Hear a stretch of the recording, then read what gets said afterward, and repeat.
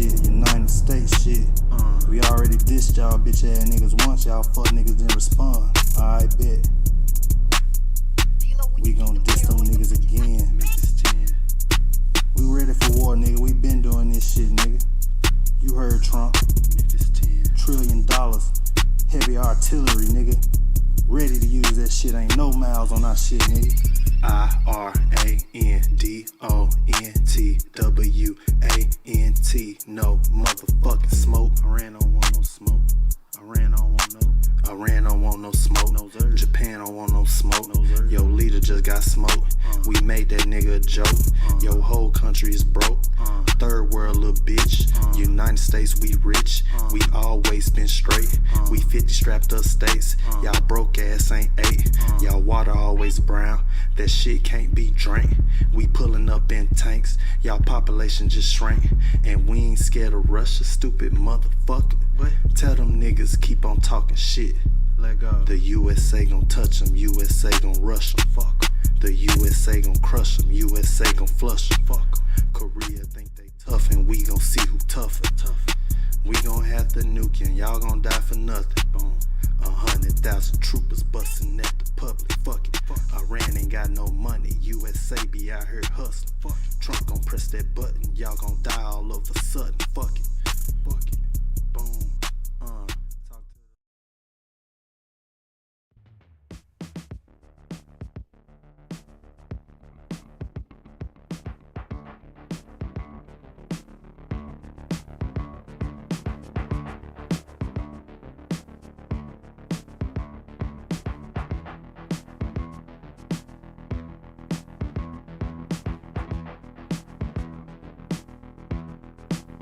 Go for the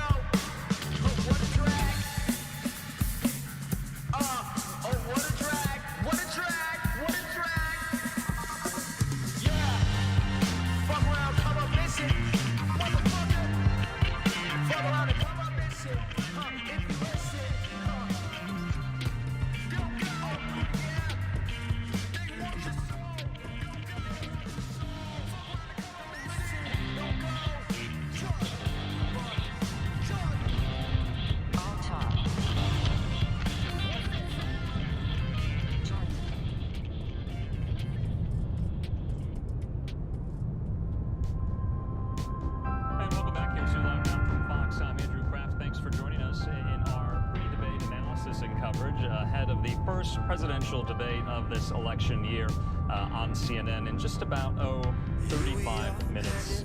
We have a live look there inside of the spin room at Georgia Tech, and we want to keep checking in with some of our political reporters standing by, including down there live in Atlanta. That's Fox 5's Kevin Stewart. He's been on this story, of course, all day, and he joins me.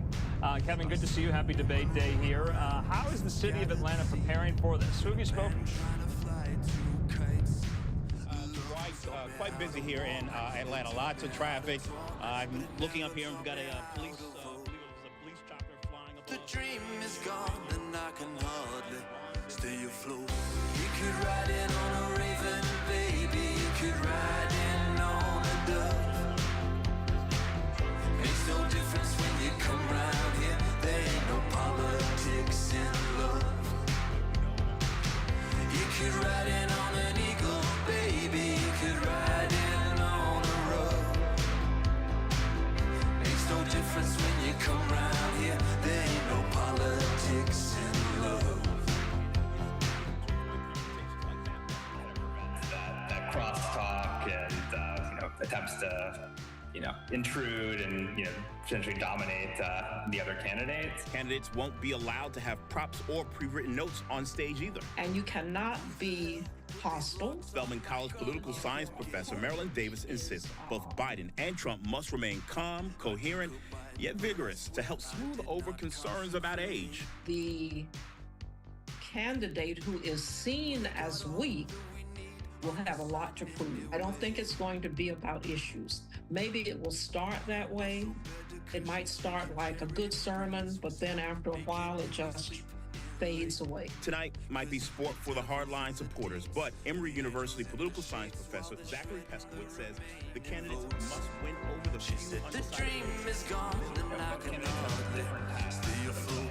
You could ride in on a raven, baby. You could ride in on a dove. Makes no difference when you come around here. There ain't no politics in love. You could ride in on an eagle, baby. You could ride in on a rug. Makes no difference when you come around here. There ain't no politics in love.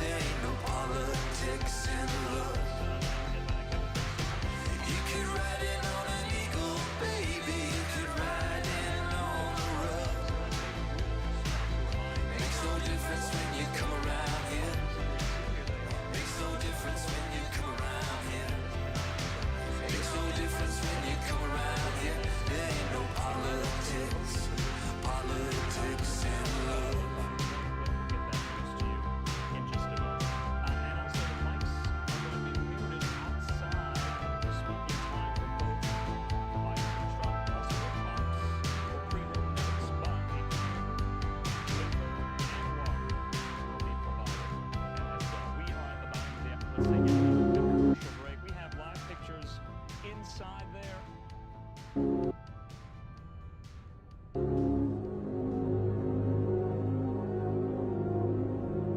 Baby shoes, never used. Thought of you until it happened to us two. Jennifer, I've heard you made it through, you finally moved, that's good for you. I'm a dog, I'm a bird, I'm a rat and you're detached from all the words. I'm a dick, you're around, I am bound and terrified of making sounds.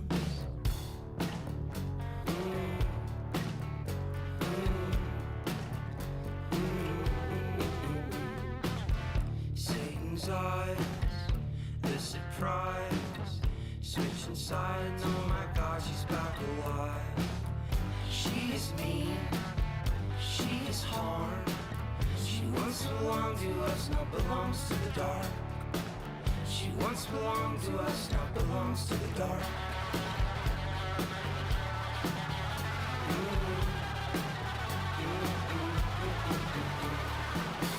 She is gone, false alarm. Here we are and I'm growing out my arms. I can make big mistakes. Evil comes, yeah, it comes to me in waves.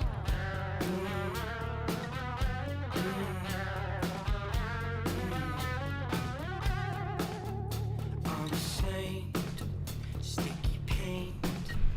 3 6s and we can call her by her name. I'm a saint. How you doing, folks? How you doing? How you doing? Thank you for rolling in the chat there. We're about to get started here. We'll get my thoughts as we're going into the Trump stuff. Get our debate on. We're going to watch the debate here and see what happens. Okay, folks? So thanks for the patience on this Thursday. Nice to see you in the chat. Thank you. Thank you. So let the nitpicking begin. Very nice. Welcome to the stream. We're going. The stream's going. Everything's well. So, I mean, I'm just chilling right now, kind of waiting on the whole thing here. And what can I say? Let me say hello to the people. Let's get the right clouds going. How you doing, folks? This is the American Anchor, baby. I wasn't live earlier today at noon, but we're live right now. We're going to be watching this debate, Trump versus Biden. We'll see, right? So, yeah, let me just say hi to the folks. How you doing? Hey, how you doing, Troy? Such vile nickstreamism. Welcome, welcome, welcome. Hey, what's up, folks? What's up, folks? On this Thursday, let's get our debate on, like I said. How am I coming in? Is this too loud? Is this crazy? Something looks strange with my levels. Hopefully I'm not clipping too hard or anything. Test, test, test. How about now? Hardcore. A touch loud. Okay, that might be better. But, yeah. How's this fan, by the way? Is this fan annoying? Is it loud? Kind of brand spanking new mic. And it seems to pick up everything. So let me know if I'm sounding better, clearer. Is this a better mic? I think it is. Better what fan? Okay, welcome, welcome, welcome, welcome. How you doing, folks? Yeah, so we're getting our debate on how are you guys feeling going in? Thoughts? I was yeah, what are your thoughts going in here? How we feeling? How we feeling on this upcoming 2024 Trump? Are we still Trump all the way on the Trump train? What is the book on your desk? What book are you talking about?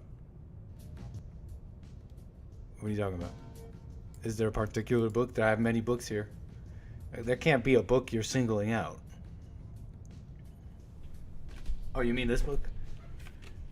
How to Win Friends and Influence People by Steve Harvey. You know, it's a book. It's a book, you know. You can check it out. You might find it interesting. You might be judging the man, Steve Harvey. The man that wrote that book. Obviously. I want MAGA Trump, not this skin suit GOP shield Trump. Troy, don't you know you're gonna piss off all the Trump supporters here? This is a MAGA stream only, no criticisms at all. I got the shirt on. No, we're not criticizing Trump. Not even a little. I'm messing around. You know, not enough Trump, too much GOP. Not enough Trump, too much GOP. Are we feeling a little bit like that? Is that fair to say? We're going to get into it, folks. I want to get into some of my thoughts going into this before we get going on this. The debate. I'll try not to talk too much. I'm thinking I'm going to just stream it. Backup plan is we stream it, just the audio, and then backup plan is I'll just watch it you guys will have to watch it with me alongside, and just I'll comment as we go, but you have to watch it on your own. But we're wearing the mugshot shirt, the Trump mugshot shirt, and it's important. And we're gonna get into it here, okay, folks? It's 5:37 p.m. Pacific time here. Supposedly, what, 20 or so minutes away from the debate itself. Fox is they got the talking heads. They're talking about it. They got the tertiary talking head me here. No, I'm messing around. So yeah, we're just getting everything going. Rumble.com/American Anchor Baby if you'd like to watch there. DLive.tv/Gorgonzola, although something's wrong with Rumble right now. Am I streaming on Rumble? I think I am. I can't seem to go to the page, so if you're Rumble ranting or something over there, I for some reason can't access my own stream, although it says it's streaming. Let me try this. Weird. Okay, but we're going, hopefully. Anyways. What's up, DLive? What's up, Rumble? And what can I say? We're going to watch the debate, as I keep saying. The key, thank you for the coffee. buymeacoffee.com/anchor baby. Says, Nick, you can hold it down for the JLP crew. Live stream the debate from home. It will make you for a profitable super chat night. Hey, thank you, the key, for kicking it off there. Appreciate that. Rumble is under attack. Are you saying this is true? For the debate? They're bogarting Rumble. You shall not have your free speech. So, Trump. We on the Trump train. I know we're on Trump Force One at least, just for funsies, of course. We're on Trump Force One, obviously, in support of the Great White Hope, as they call him. And you know, we'll open up the phone lines maybe later. You guys can all give in your oh, it looks like Rumble won't load for a lot of people. But anyways, look, we'll open up the phone lines later. You can save this number, 844-900-2229. That's 844-900-BABY. We'll get into the calls later. Well, the phone lines are not open right now, but we'll get your commentary if you'd like to get in there later. And what can I say? We're gonna get down here with the debate. How's everybody feeling about it? Anybody a little not who's excited? Who's not excited? Let's be real. It's gonna be interesting for all the. Maybe some of you are cringing at this point of all the talk of, oh, Biden is such competent and he's just, I don't know, he's got dementia or something. It's like, yeah, something's wrong. I mean, let's just be real. It'll be interesting to see what the heck is the plan here. What's the game plan here? Who's supposed to look good here? And I wouldn't be all confident or whatever if you're expecting. Here's the thing, we already know how we feel about our side. And when it comes to these debates, it's more of a chance to look bad, in my opinion. If you remember Trump, when he was the incumbent, he had the debate with Joe. Now, Kamala versus Mike Pence, he actually looked pretty manly against that, if you remember. But I don't know, it was a little unclear with Biden and Trump. So anyways, like I mentioned earlier, too much GOP, not enough Trump. A lot of people are feeling the same way.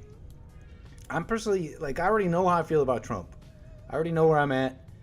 And I've heard the criticisms, and I understand them, and I appreciate them. I even appreciate some prominent names who have the attention of the youth. Let's be real here. And they're holding back of their support of Trump. And in that, I appreciate any dissent that places pressure to recalibrate and look at yourself. And there's a lot of people around Trump that don't do that. So a little bit of cutting through with criticism is an interesting thing. You guys know me. I've always supported the man. I've talked about what happened, how I woke up. I'm telling you, religiously, in a spiritual way, I just saw the evil against him. It didn't make sense. It didn't make logical sense. I'm this atheist guy. And I've said this story many times before, and people may scoff. You know, earlier we were playing that clip. I was the one that put together that segment with Marjorie Taylor Greene. And Jesse in that clip where she's comparing Trump to Jesus, the man I worship is a convicted criminal, and in the comments it's all Christians cringing and all that. I'm not saying Marjorie's this based, whatever, like she really gets it, but to see the Christians cringe, to see the people scoff at when I talk about when Trump, seeing the attack on Trump woke me up to evil itself, and they scoff at that thing. Christians scoff. I notice there's no faith. There's no. They don't. Do you believe in God?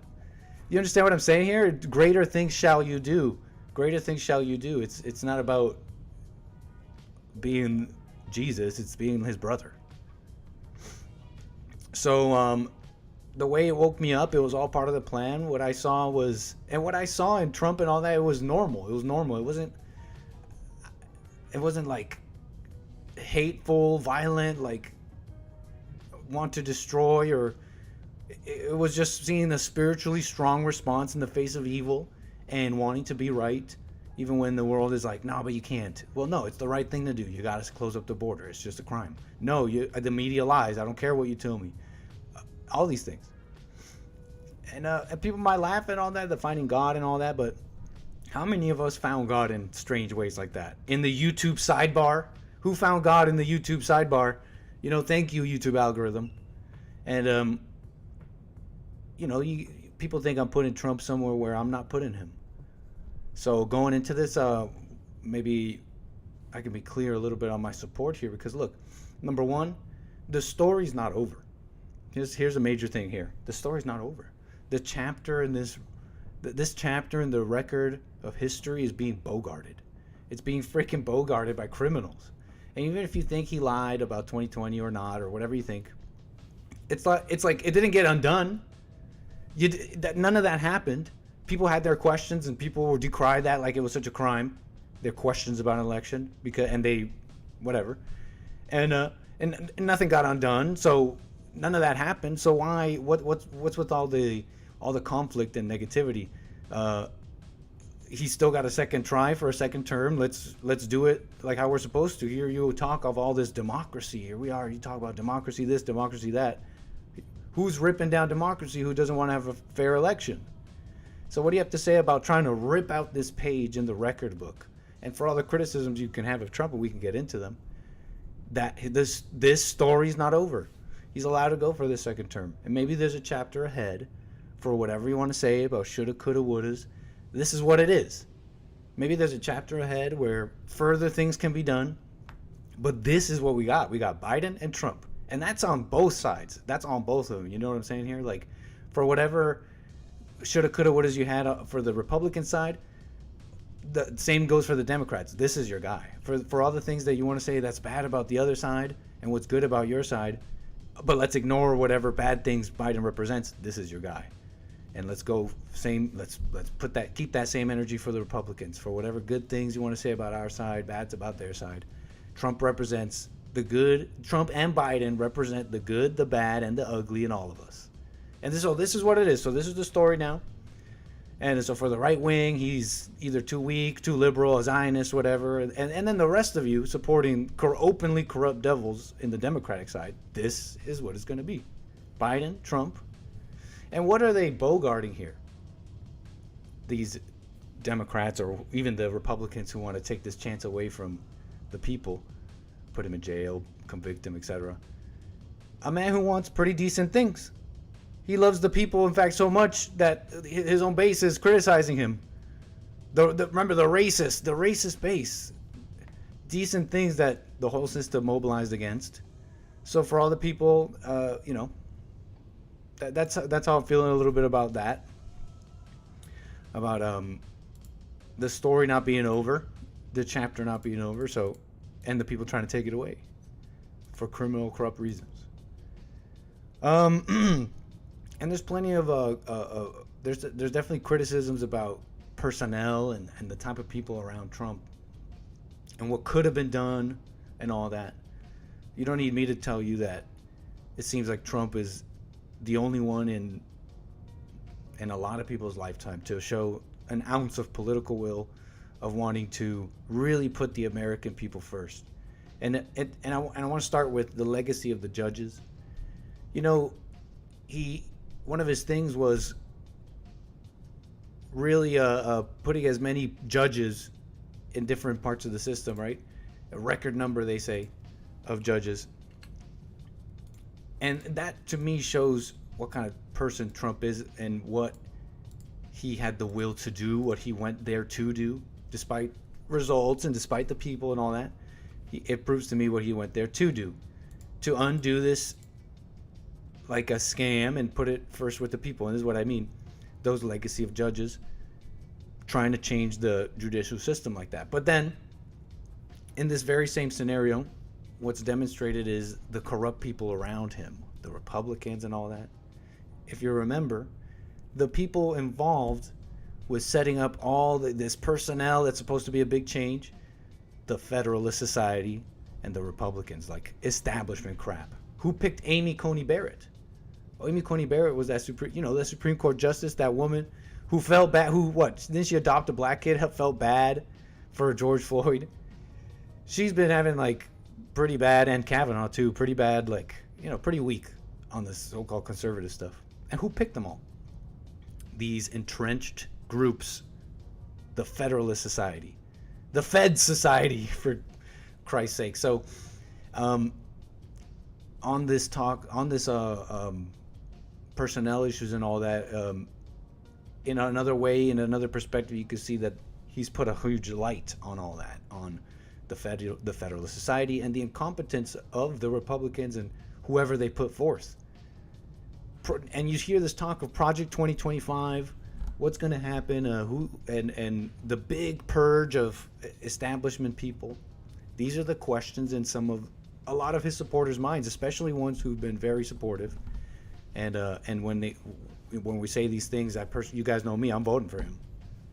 So these are the things on some people's minds, and how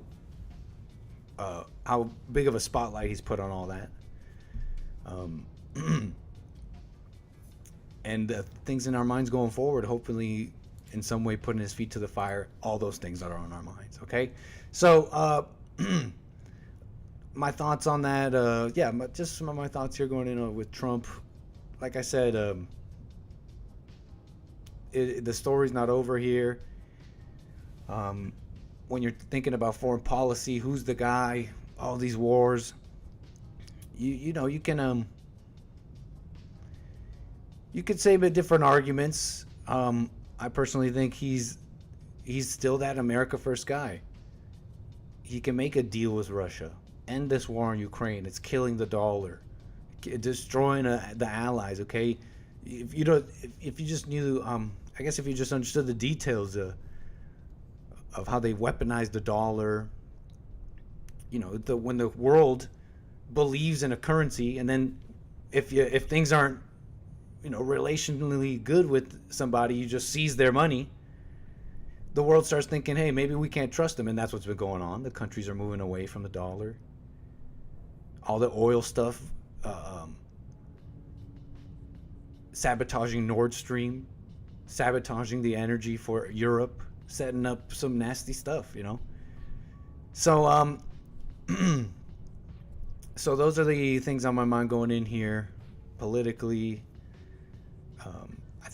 I really think he's the America First guy, as much as he's ever been, and he's honestly kind of shown himself to be, in my opinion.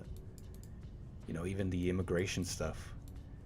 So, anyways, things I'm thinking about too is I'm thinking there's been maybe a softer message lately. Just I don't know if it's just playing it easy, because you got to understand the main response to Trump right now is that they're the MAGA extremists. Biden's been saying it from the beginning. 2020, he campaigned on Charlottesville. January 6th, in his re-election, that these are just different. You can be a Republican, you can be conservative, but be a MAGA extremist, you hate democracy. But again, I really believe he's the guy who says when I'm back in office in 2024, January 2025, that day one, he'll be a dictator, only the day one, and close that border. So that's who I think he is. And those are some of my thoughts going in here. Let me see what the chat is saying. We got the debate starting very soon, I think. Let's see what the people are saying. What's this? Looks like the talking heads are still talking. And yeah, so what are you guys thinking? What are you guys thinking about this a little bit? It's obviously Trump, for whatever criticism we may have, and we're welcome to have it. We'll talk about it here. But you guys get me, I think, a little bit here. So foreign policy, yeah. These wars are crazy, man. These wars are crazy. Does he close the border before or after he staples the green cards to the diplomas? Yeah, I heard those things. I heard too. Personally, I have my you know, I definitely have my criticisms of that. I don't like any foot in the door with the mass immigration stuff. I mean, at this point, just even normal immigration is just the wrong mentality. I get that he's a business guy. He always used migrant labor in all of his businesses over the years. And he's changed the mentality on immigration from being a humanitarian thing to being a business thing. Well, it's about merit. He did the RAISE Act, which was an attempt to make immigration about merit. He mentioned revising H-1B, which is similar to this proposal on putting green cards on diplomas. So it's interesting to see this maybe pivot a little bit and look, there's space. There'd be room for that if you were like super tough on 90% of the rest, which is close the border and deal with home. Just till the ground and leave the garden free and open so that the things here may grow. And you got to deal with the things here. That's just how I see it. Again, I still think he's that guy. You know, even recently, when they're saying that, being the dictator and on day one closing the border, I think he's that guy. There's a little bit of game here, I think, some strategy, but hey, you could call it cope. Again, this is what we got. This is Trump versus Biden. Either you're voting for Trump or you're voting for Trump with some pain. You're hemming and hawing while you're doing it. And even those people I appreciate, like I keep saying, I'm just repeating myself at this point, filibustering on this political Thursday as we get ready for this debate. What do you guys think? I mean, as we get closer, I am a little interested to see what the heck is going to happen with Biden. What the heck are they thinking here?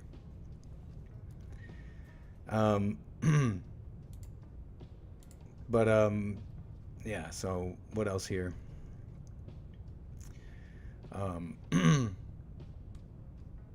That's kind of some thoughts here on all that. It's an old idea, this stapling these green cards to that. It's this idea of open market of labor. This open market of labor is just it sounds conservative and Republican, but the problem is it's not America first. It sells out the American worker. And you may be able to deal. You can call it maybe merit-based. That's why you got to be careful with language a little bit. You can maybe call it merit-based even. It's merit-based. It's merit-based, but it's an open market of labor that's global. You know, you know. So some of the thoughts going in. Let's see what else here. These wars, man, like this is. I really can't understate, or how do you say that? I don't think I can overstate how this is like an actual attempt to throw off this deep state control, for whatever you want to say about politics and all that. This is a major thing, and there's all these little signs that the powers that be aren't totally in control, and it's kind of falling apart for them. In Chicago, the DNC is considering doing all their stuff, all their events virtually. This is from the New York Mag here. They're considering so that they could thwart Chicago protests. You see, the left wing is eating itself over this Israel stuff, and alludes a little bit to what I was mentioning earlier in the week, kind of in a clunky way, just noticing this left-wing golem that has turned on the Jews, and you know, they're the progressive left-wing ones push the progressivism themselves. So, and you know, I was wondering out loud that day, is it, you know, because there's some who say that that's bad. I basically, how do I summarize? There's people who just basically don't believe those Jews. I don't believe you. I don't buy it. You can't just switch teams now. And I was just wondering, you know, isn't that possible? Is that or am I shilling? If loving the Jews is shilling, then call me a shill. But anyways, I understand the apprehension. But yeah, a few minutes away from this debate. What are you guys thinking? I keep asking and not checking the chat and seeing what you guys are saying. We got MAGA in the chat. Biden, he nice. Yeah, so how we feeling?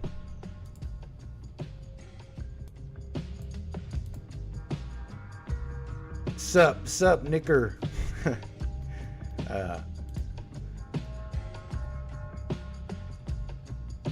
Immigration should be capped at a very low level. In fact, there should be a moratorium for quite a while, I think, before we can even consider something like that, in my opinion.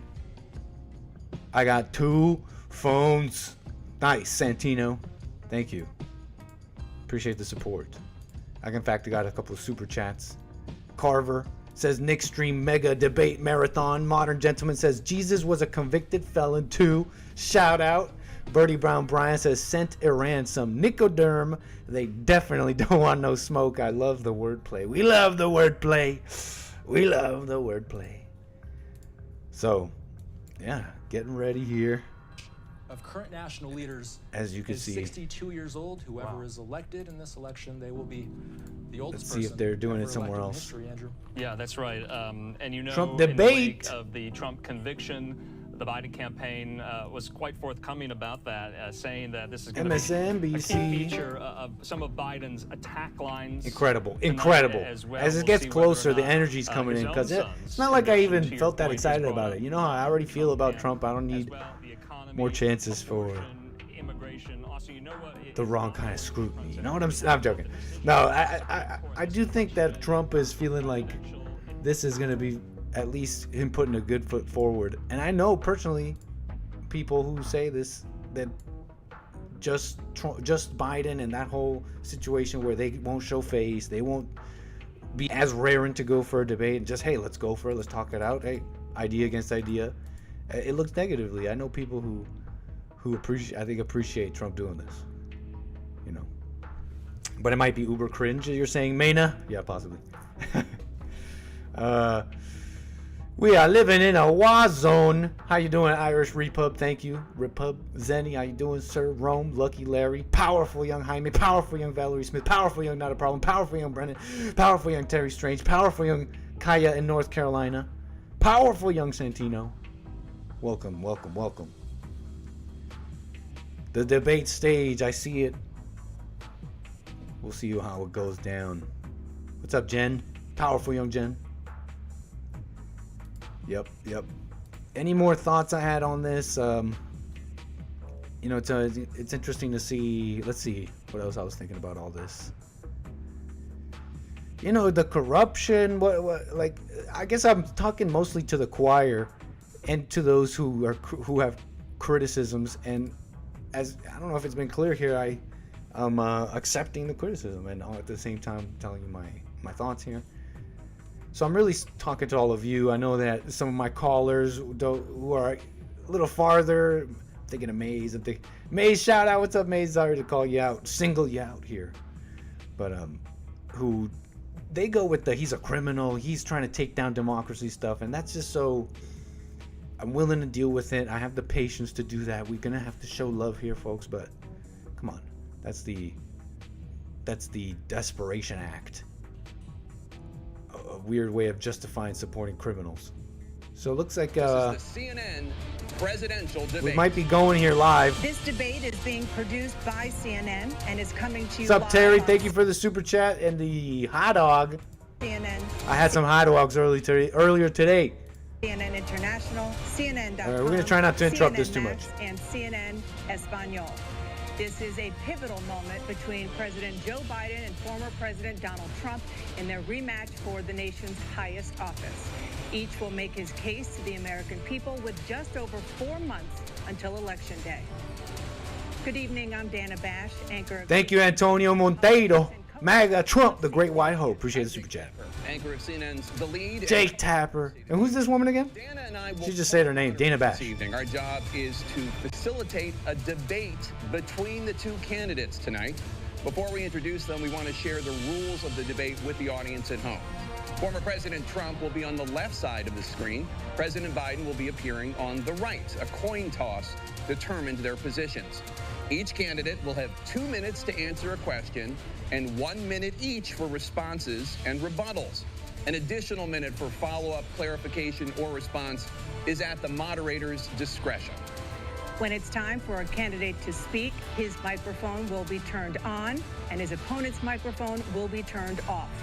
Should a candidate interrupt when his microphone is muted, he will be difficult to understand for viewers at home. At the end of the debate, each candidate will get 2 minutes for closing statements. What the?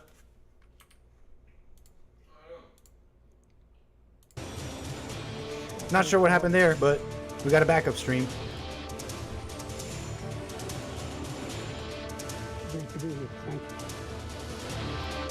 Oh, we got Biden on. Please welcome the 45th President of the United States, Donald Trump.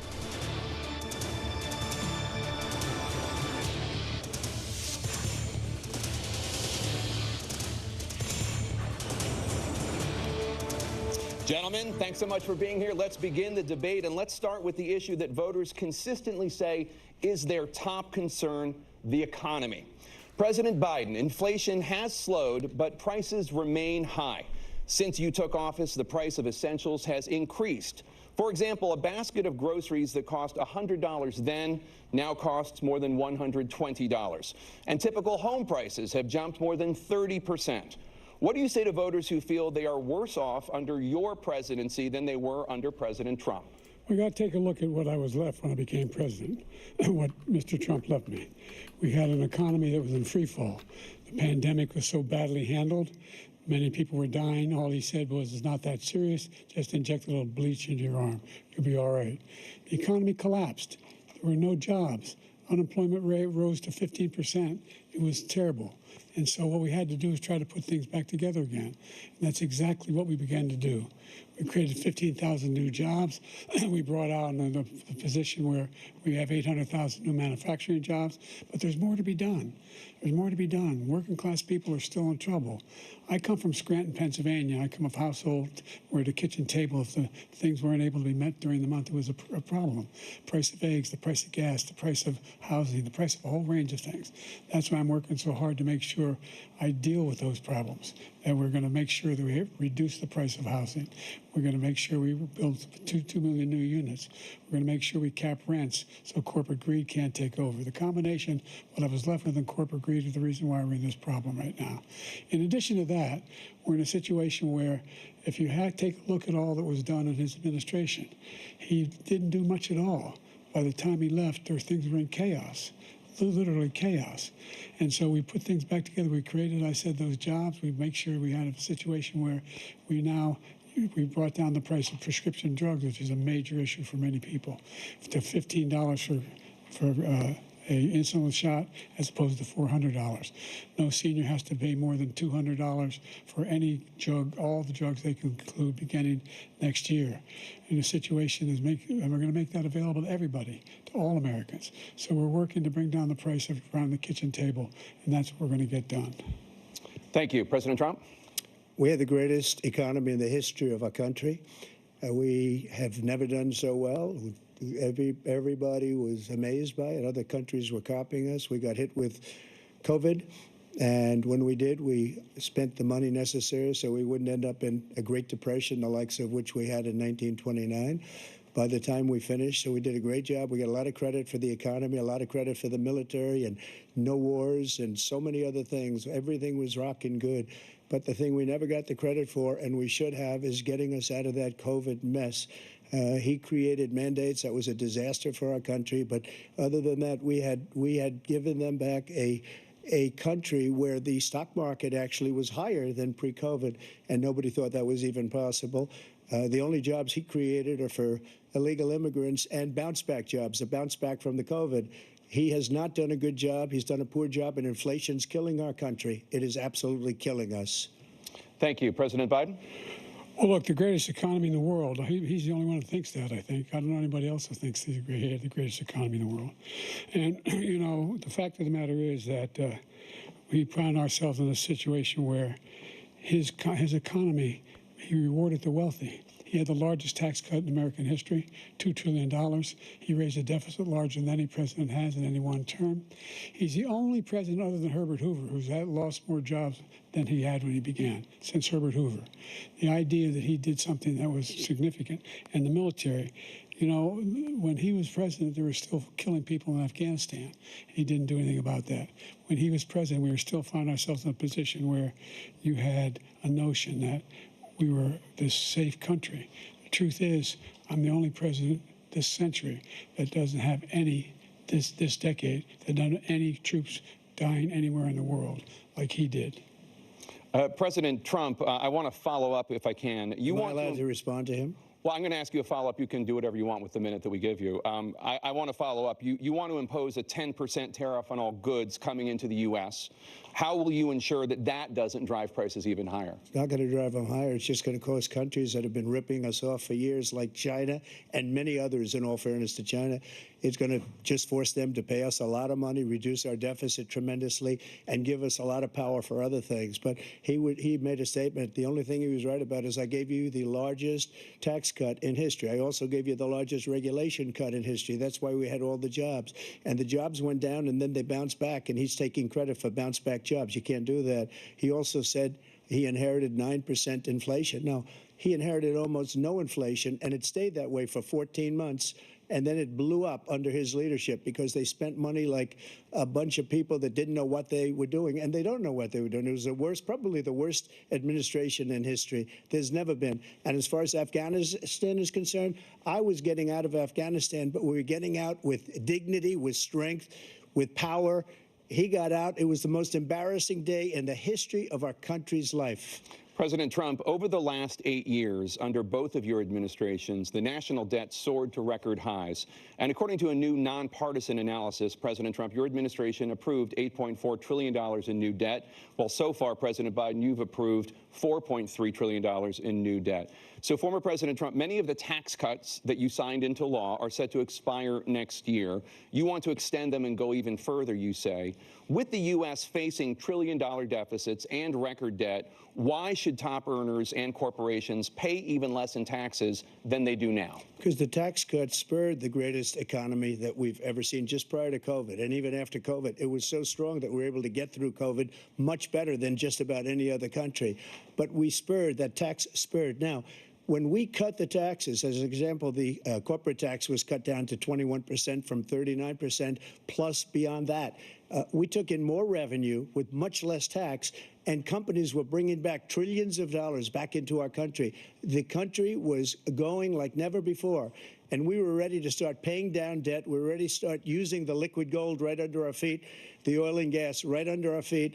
We were going to have something that nobody else has had. We got hit with COVID. We did a lot to fix it. I gave him an unbelievable situation with all of the therapeutics and all of the things that we came up with. We gave him something great. Remember, more people died under his administration, even though we had largely fixed it. More people died under his administration than our administration, and we were right in the middle of it, something which a lot of people don't like to talk about. But he had far more people dying in his administration. He did the mandate, which is a disaster, mandating it. The vaccine went out. He did a mandate on the vaccine, which is the thing that people most objected to about the vaccine. And he did a very poor job, just a very poor job. And I will tell you, not only poor there, but throughout the entire world, we're no longer respected as a country. They don't respect our leadership. They don't respect the United States anymore. We're like a third world nation between weaponization of his election, trying to go after his political opponent, all of the things he's done. We've become like a third world nation, and it's a shame. the damage he's done to our country. And I'd love to ask him, and will, why he allowed millions of people to come in here from prisons, jails, and mental institutions to come into our country and destroy our country. President Trump, we will get to immigration later in this block. President Biden, I want to give you an opportunity to respond to this question about the national debt. He had the largest national debt of any president in a 4-year period, number one. Number two, that $2 trillion tax cut benefited the very wealthy. What I'm going to do is fix the tax system. For example, we have 1,000 trillionaires in America. Billionaires in America. And what's happening? They're in a situation where they, in fact, pay 8.2% in taxes. If they just paid 24%, 25%, either one of those numbers, they'd raise $500 billion, I should say, in a 10-year period. We'd be able to wipe out his debt. We'd be able to help make sure that all those things we need to do, child care, elder care, making sure that we continue to strengthen our health care system, making sure that we're able to make every single solitary person eligible for what I've been able to do with the COVID, with dealing with everything we have to do with, look, if we finally beat Medicare. Thank you, President Biden. President Trump? Well, he's right. He did beat Medicare. He beat it to death, and he's destroying Medicare because all of these people are coming in. They're putting them on Medicare. They're putting them on Social Security. They're going to destroy Social Security. This man is going to single-handedly destroy Social Security. These millions and millions of people coming in, they're trying to put them on Social Security. He will wipe out Social Security. He will wipe out Medicare. So he was right in the way he finished that sentence. And it's a shame. What's happened to our country in the last 4 years is not to be believed. Foreign countries, I'm friends with a lot of people, they cannot believe what happened to the United States of America. We're no longer respected. They don't like us. We give them everything they want, and they think we're stupid. They think we're very stupid people. What we're doing for other countries, and they do nothing for us. What this man has done is absolutely criminal. Thank you, President Trump. Tana? This is the first presidential election since the Supreme Court overturned Roe v. Wade. This morning, the court ruled on yet another abortion case, temporarily allowing emergency. Yeah, let's leave immigration till later. Let's do these ones first, obviously. The ones where he polls historically bad. Let's see how he handles this. Roe v. Wade. Turned the issue of abortion to, despite that state's restrictive ban. Former President Trump, you take credit for the decision to overturn Roe v. Wade, which returned the issue of abortion to the states. Correct. However, the federal government still plays a role in whether or not women have access to abortion pills. They're used in about 2/3 of all abortions. As president, would you block abortion medication? First of all, the Supreme Court just approved the abortion pill, and I agree with their decision to have done that, and I will not block it. And if you look at this whole question that you're asking, complex but not really complex. 51 years ago, you had Roe v. Wade, and everybody wanted to get it back to the states. Everybody, without exception. Democrats, Republicans, liberals, conservatives, everybody wanted it back. Religious leaders. And what I did is I put 3 great Supreme Court justices on the court, and they happened to vote in favor of killing Roe v. Wade and moving it back to the states. This is something that everybody wanted. Now, 10 years ago or so, they started talking about how many weeks and how many this, getting into other things. But every legal scholar throughout the world, the most respected, wanted it brought back to the states. I did that. Now the states are working it out. If you look at Ohio, it was a decision that was, an end result that was a little bit more liberal than you would have thought. Kansas, I would say the same thing. Texas is different. Florida is different. But they're all making their own decisions right now. And right now, the states control it. That's the vote of the people. Like Ronald Reagan, I believe in the exceptions. I am a person that believes. And frankly, I think it's important to believe in the exceptions. Some people, you have to follow your heart. Some people don't believe in that. But I believe in the exceptions for rape, incest, and the life of the mother. I think it's very important. Some people don't. Follow your heart. But you have to get elected also. And because that has to do with other things. You got to get elected.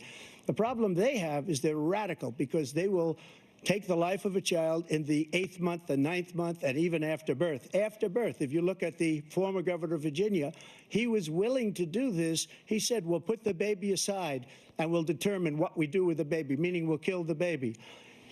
What happened is we brought it back to the states, and the country is now coming together on this issue. It's been a great thing.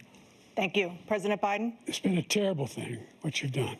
The fact is that the vast majority of constitutional scholars supported Roe when it was decided, supported Roe. And that's this idea that they're all against it is just ridiculous. And this is the guy who says the states should be able to have it. We're in a state where in 6 weeks, you don't even know whether you're pregnant or not, but you cannot see a doctor, and have him decide on what your circumstances are, whether you need help. The idea that states are able to do this is a little like saying we're going to turn civil rights back to the states, let each state have a different rule. Look, there's so many young women who have been, including a young woman who just was murdered, and he went to the funeral. The idea that she was murdered by an immigrant coming in. They talk about that, but here's the deal: there's a lot of young women who are being raped by their in-laws, by their spouses, brothers and sisters, it's just ridiculous, and they can do nothing about it. And they try to arrest them when they cross state lines. Thank you. There have been many young women murdered by the same people he allows to come across our border. We have a border that's the most dangerous place anywhere in the world, considered the most dangerous place anywhere in the world. And he opened it up, and these killers are coming into our country, and they are raping and killing women. And it's a terrible thing. As far as the abortion is concerned, it is now back with the states. The states are voting. In many cases, it's frankly a very liberal decision. In many cases, it's the opposite. But they're voting, and it's bringing it back to the vote of the people, which is what everybody wanted, including the founders, if they knew about this issue, which, frankly, they didn't. But they would have, everybody wanted it brought back. Ronald Reagan wanted it brought back. He wasn't able to get it. Everybody wanted it brought back, and many presidents had tried to get it back. I was the one to do it. And again, this gives it the vote of the people, and that's where they wanted it. Every legal scholar wanted it that way. Staying on the topic of abortion, President Biden, 7 states, I'll let you do that. This is the same topic. 7 states have no legal restrictions on how far into a pregnancy a woman can obtain an abortion. Do you support any legal limits on how late a woman should be able to terminate a pregnancy? I supported Roe v. Wade, which had 3 trimesters. The first time is between the woman and the doctor. Second time is between the doctor and an extreme situation. The third time is between the doctor, between the woman and the state. The idea that the politicians, that the founders wanted the politicians to be the ones making decisions about women's health is ridiculous. That's the last. No politician should be making that decision. A doctor should be making those decisions. That's how it should be run. That's what you're going to do. And if I'm elected, I'm going to restore Roe v. Wade. So that means he can take the life of the baby in the 9th month and even after birth, because some states, Democrat-run, take it after birth. Again, the former governor of Virginia, put the baby down, then we decide what to do with it. So he's willing to, as we say, rip the baby out of the womb in the 9th month and kill the baby. Nobody wants that to happen, Democrat or Republican. Nobody wants it to happen. You're lying. That is simply not true. The Roe v. Wade does not provide for that. That's not the circumstance. Only if a woman's life is in danger, she's going to die. That's the only circumstance in which that can happen. But we are not for late-term abortion, period, period, period. Under Roe v. Wade, you have late-term abortion. You can do whatever you want, depending on the state. You can do whatever you want. We don't think that's a good thing. We think it's a radical thing. We think the Democrats are the radicals, not the Republicans. For 51 years, that was the law. 51 years, constitutional scholarship said it was the right way to go. 51 years, and it was taken away because this guy put very conservative members on the Supreme Court. He takes credit for taking it away. What's he going to do? What's he going to do, in fact, if the MAGA Republicans, he gets elected, and the MAGA Republicans control the Congress, and they pass a universal ban on abortion, period, across the board at 6 weeks or 7 or 8 or 10 weeks, something very, very conservative. Is he going to sign that bill? I'll veto it. He'll sign it. Thank you. Let's turn now to the issue of immigration and border security. President Biden, a record number of migrants have illegally crossed the southern border on your watch. overwhelming border states and overburdening cities such as New York and Chicago, and in some cases causing real safety and security concerns. Given that, why should voters trust you to solve this crisis? Because we worked very hard to get a bipartisan agreement that not only changed all of that, it made sure that we are in a situation where you had no circumstance where they could come across the border with the number of border police there are now. We significantly increased the number of asylum officers. By the way, the Border Patrol endorsed my position.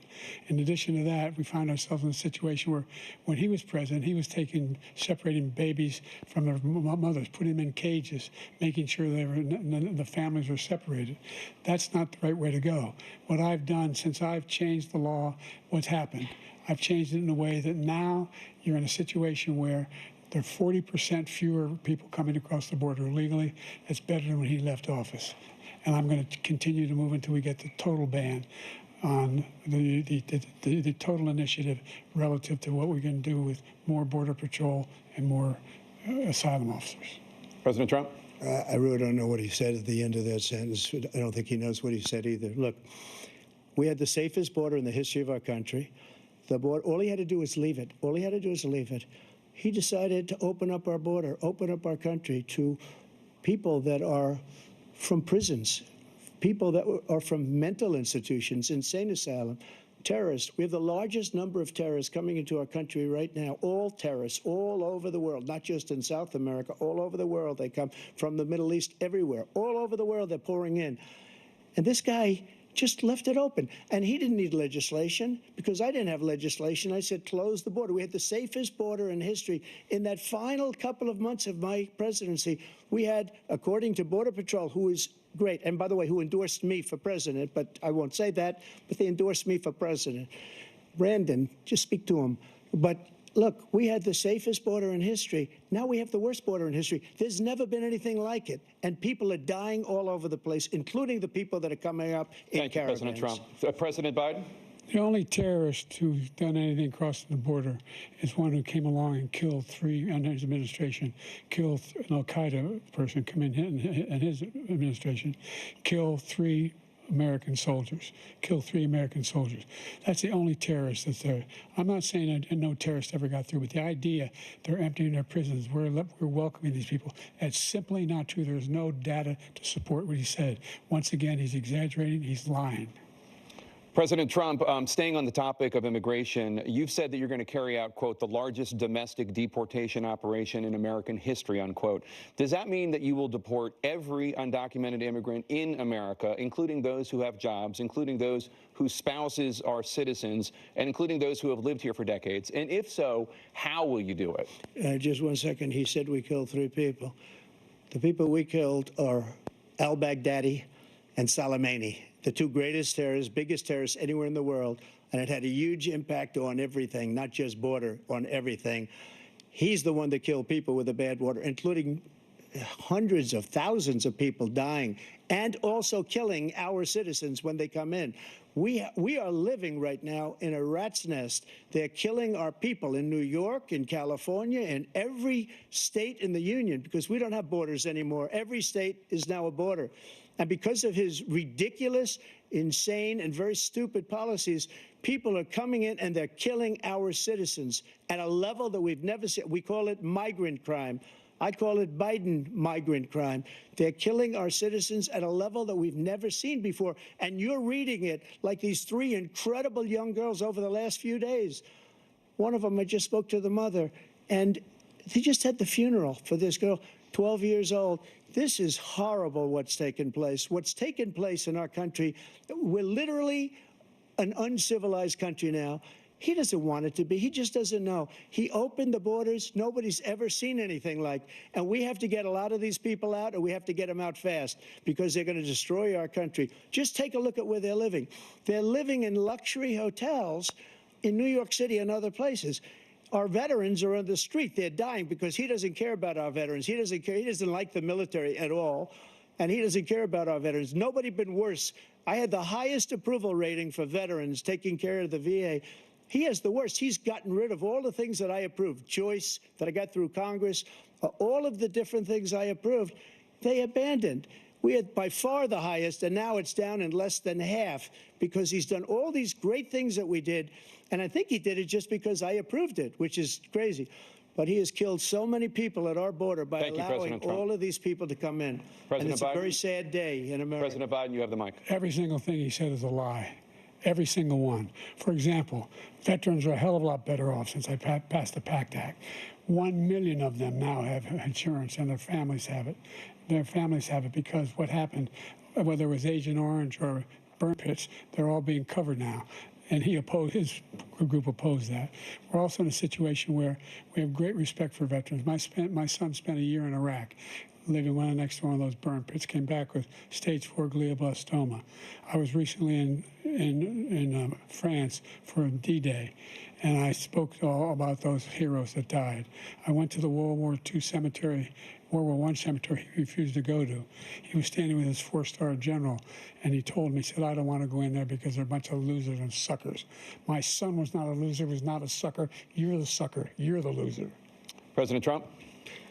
First of all, that was a made-up quote, suckers and losers. They made it up. It was in a third-rate magazine that's failing, like many of these magazines. He made that up. He put it in commercials. We've notified him. We had 19 people that said I didn't say it. And think of this. Who would say I'm at a cemetery or I'm talking about our veterans? Because nobody's taken better care. I'm so glad this came up, and he brought it up. There's nobody that's taken better care of our soldiers than I have. To think that I would, in front of generals and others, say suckers and losers. We have 19 people that said it was never said by me. It was made up by him, just like Russia was made up, just like the 51 intelligence agents are made up, just like the new thing with the 16 economists are talking. It's the same thing. 51 intelligence agents said that the laptop was Russia disinformation. It wasn't. That came from his son, Hunter. It wasn't Russia disinformation. He made up the suckers and losers, so he should apologize to me right now. The 4-star general standing to your side who was on your staff who said you said it, period. That's number one. And number two, the idea that I have to apologize to you for anything along the line. We've done more for veterans than any president has in American history. And they now are in their family. The only sacred obligation we have as a country is to care for our veterans when they come home and their families and equip them when they go to war. That's what we're doing. That's what the VA is doing now. They're doing more for veterans than ever before in our history. All right, thank you so much. Let's move to the topic of foreign policy. I want to begin with Russia's war against Ukraine, which is now in its 3rd year. Former President Trump, Russian President Vladimir Putin says he'll only end this war if Russia keeps the Ukrainian territory it has already claimed and Ukraine abandons its bid to join NATO. Are Putin's terms acceptable to you? First of all, our veterans and our soldiers can't stand this guy. They can't stand him. They think he's the worst commander-in-chief, if that's what you call him, that we've ever had. They can't stand him. So let's get that straight. And they like me more than just about any of them. And that's based on every single bit of information. As far as Russia and Ukraine, if we had a real president, the president that knew, that was respected by Putin, he would have never invaded Ukraine. A lot of people are dead right now, much more than people know. You know, they talk about numbers. You can double those numbers, maybe triple those numbers. He did nothing to stop it. In fact, I think he encouraged Russia from going in.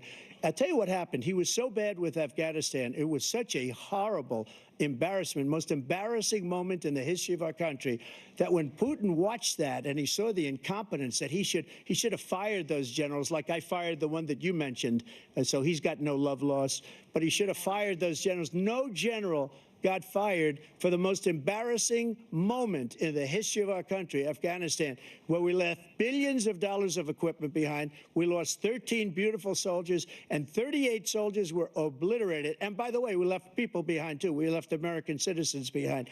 When Putin saw that, he said, you know what? I think we're going to go in and maybe take this was his dream. I talked to him about it, his dream. The difference is he never would have invaded Ukraine, never. Just like Israel would have never been invaded in a million years by Hamas. You know why? because Iran was broke with me. I wouldn't let anybody do business with them. They ran out of money. They were broke. They had no money for Hamas. They had no money for anything, no money for terror. That's why you had no terror at all during my administration. This place, the whole world is blowing up under him. President Biden? I've never heard so much malarkey in my whole life. Look, the fact of the matter is that we're in a situation where, let's take the last point first. Iran attacked American troops, caused brain damage for a number of these troops, and he did nothing about it. Recently, not when he was president, they attacked. He said they're just having headaches. That's all it is. He didn't do a thing when the attack took place, number one. Number two, we got over 100,000 Americans and others out of Afghanistan during that airlift. Number three, we found ourselves in a situation where, if you take a look at what Trump did in Ukraine, this guy told Trump, do whatever you want, and do whatever you want. And that's exactly what Trump did to Putin, encourage him, do whatever you want. And he went in. And listen to what he said when he went in. He was going to take Kyiv in 5 days, remember? Because it's part of the old Soviet Union. That's what he wanted to reestablish.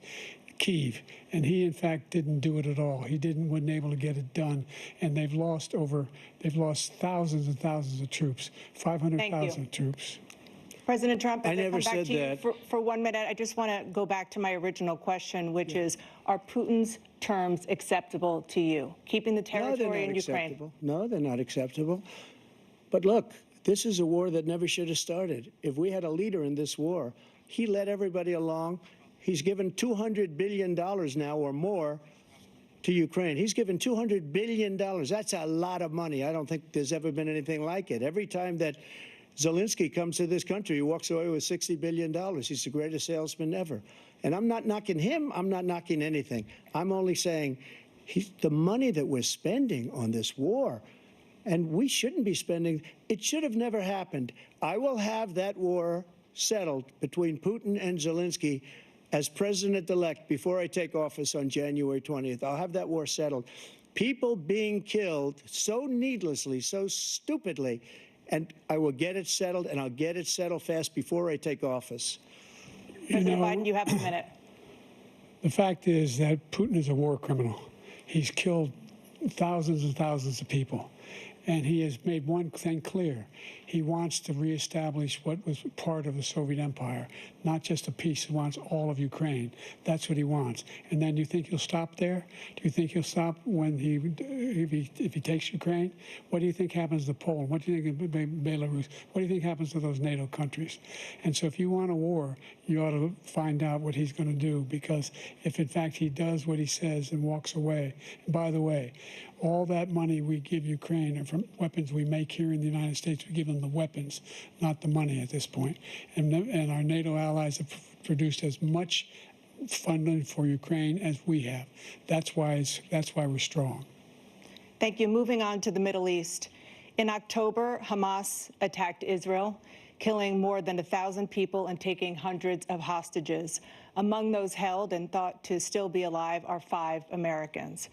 Israel's response has killed thousands of Palestinians and created a humanitarian crisis in Gaza. President Biden, you've put forward a proposal to resolve this conflict, but so far Hamas has not released the remaining hostages, and Israel is continuing its military offensive in Gaza. So what additional leverage will you use to get Hamas and Israel to end the war? You have 2 minutes. Number one, everyone from the United Nations Security Council straight through to the G7 to the Israelis and Netanyahu himself have endorsed the plan I put forward, which has 3 stages to it. The first stage is trade the hostages for a ceasefire. Second phase is a ceasefire with additional conditions. The third phase is the end of the war. The only one who wants the war to continue is Hamas. Number one, they're the only ones standing out. We're still pushing hard to get them to accept. In the meantime, what's happened? In Israel, we're finding that the only thing I've denied Israel was 2,000-pound bombs. They don't work very well in populated areas. They kill a lot of innocent people. We're providing Israel with all the weapons they need and when they need them. And by the way, I'm the guy that organized the world against Iran when they had a full-blown intercontinental ballistic ballistic missile attack on Israel. No one was hurt. No one Israeli was accidentally killed, and it just stopped. We saved Israel. We are the biggest producer of support for Israel of anyone in the world. And so there are two different things. Hamas cannot be allowed to be continued. We continue to send our experts and our intelligence people as to how they can get Hamas like we did bin Laden. You don't have to do it. And by the way, they've been greatly weakened, Hamas, greatly weakened, and they should be. They should be eliminated. But you've got to be careful for using certain weapons among population centers. Just going back to Ukraine for 1 second. We have an ocean separating us. The European nations together have spent $100 billion, or maybe more than that, less than us. Why doesn't he call them and say, you got to put up your money like I did with NATO? I got them to put up hundreds of billions of dollars. The Secretary General of NATO said Trump did the most incredible job I've ever seen. They wouldn't have any. They were going out of business. We were spending almost 100% of the money was paid by us. He didn't do that. He's getting all. You got to ask these people to put up the money. We're over $100 billion more spent, and it has a bigger impact on them because of location, because we have an ocean in between. You got to ask them. As far as Israel and Hamas, Israel's the one that wants to go. He said the only one that wants to keep going is Hamas. Actually, Israel is the one, and you should let him go and let him finish the job. He doesn't want to do it. He's become like a Palestinian, but they don't like him because he's a very bad Palestinian. He's a weak one. President Biden, you have a minute. I've never heard so much foolishness. This is a guy who wants to get out of NATO. Are you going to stay in NATO? He's going to pull out of NATO. The idea that we have, our strength lies in our alliances as well. It may be a big ocean, but we're ever able to avoid a war in Europe, a major war in Europe? What happens if, in fact, you have Putin continue to go into NATO? We have an Article 5 agreement. Attack on one is attack on all. You want to start the nuclear war he keeps talking about, go ahead. Let Putin go in and control Ukraine and then move on to Poland and other places. You see what happens then. He has no idea what the hell he's talking about. And by the way, I got 50 other nations around the world to support Ukraine, including Japan and South Korea, because they understand that this kind of dislocation has a serious threat to the whole world peace. No major war in Europe has ever been able to be contained just to Europe. President Trump, just to follow up, would you support the creation of an independent Palestinian state in order to achieve peace in the region? I'd have to see, but before we do that, the problem we have is that we spend all the money. So they kill us on trade. I made great trade deals with the European nations because if you add them up, they're about the same size economically. Their economy is about the same size as the United States. And they were no cars, they don't want anything that we have, but we're supposed to take their cars, their food, their everything, their agriculture. I changed that. But the big thing I changed is they don't want to pay. And the only reason that he can play games with NATO is because I got them to put up hundreds of billions of dollars. I said, and he's right about this, I said, no, I'm not going to support NATO if you don't pay. They asked me that question, would you guard us against Russia, at a very secret meeting of the 28 states at that time, nations at that time. And I said, no, if you don't pay, I won't do that. And you know what happened? Billions and billions of dollars came flowing in the next day and the next months. But now we're in the same position. We're paying everybody's bills. Let's turn to the issue of democracy. Former President Trump, I want to ask you about January 6, 2021. After you rallied your supporters that day, some of them stormed the Capitol to stop the constitutionally mandated counting of electoral votes.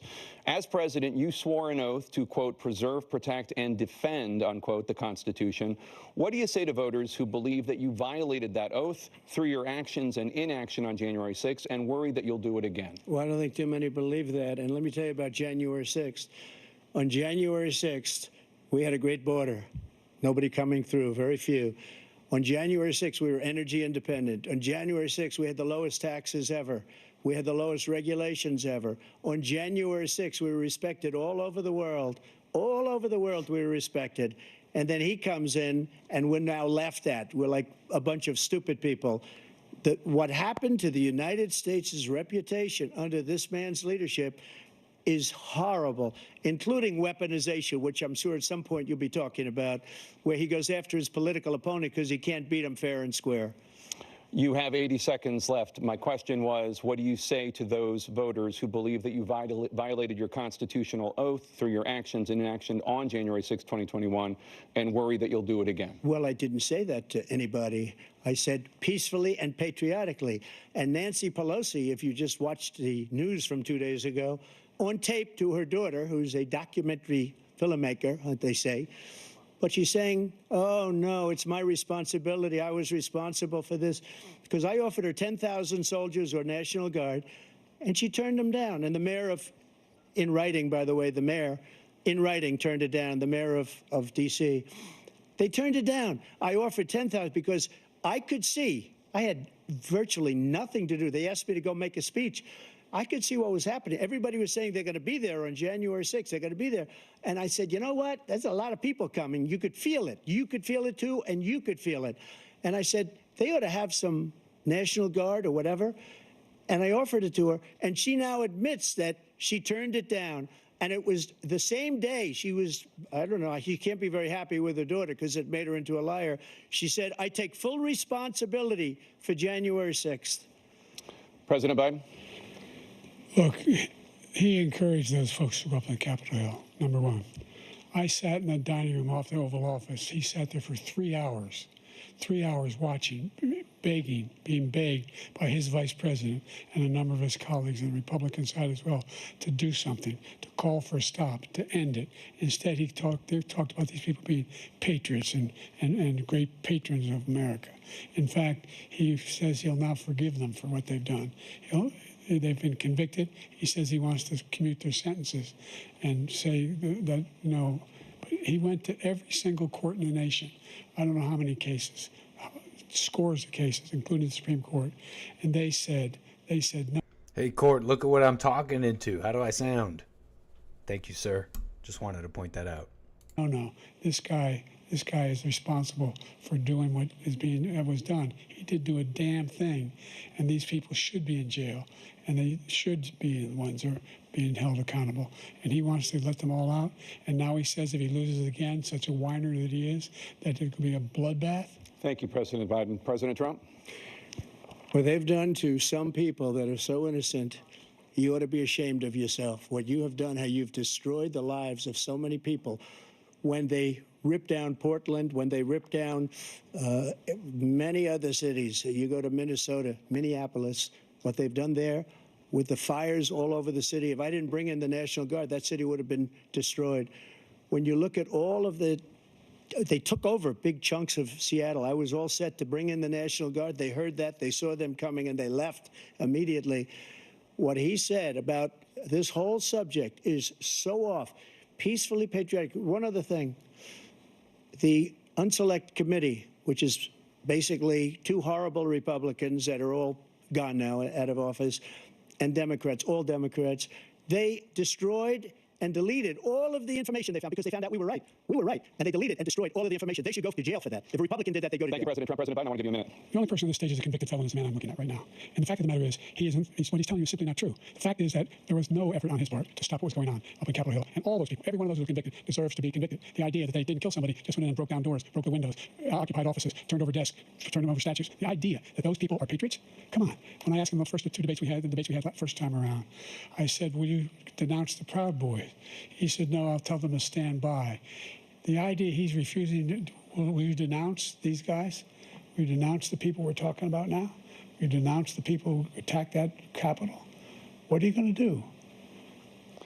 I'm going to give you a minute, President Trump, for a follow-up question I have.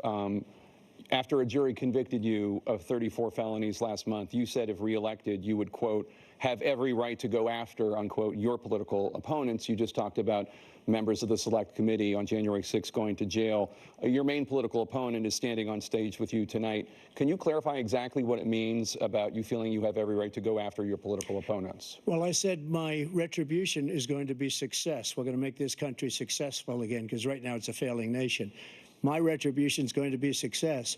But when he talks about a convicted felon, his son is a convicted felon. at a very high level. His son is convicted, going to be convicted probably numerous other times. Should have been convicted before, but his Justice Department let the statute of limitations lapse on the most important things.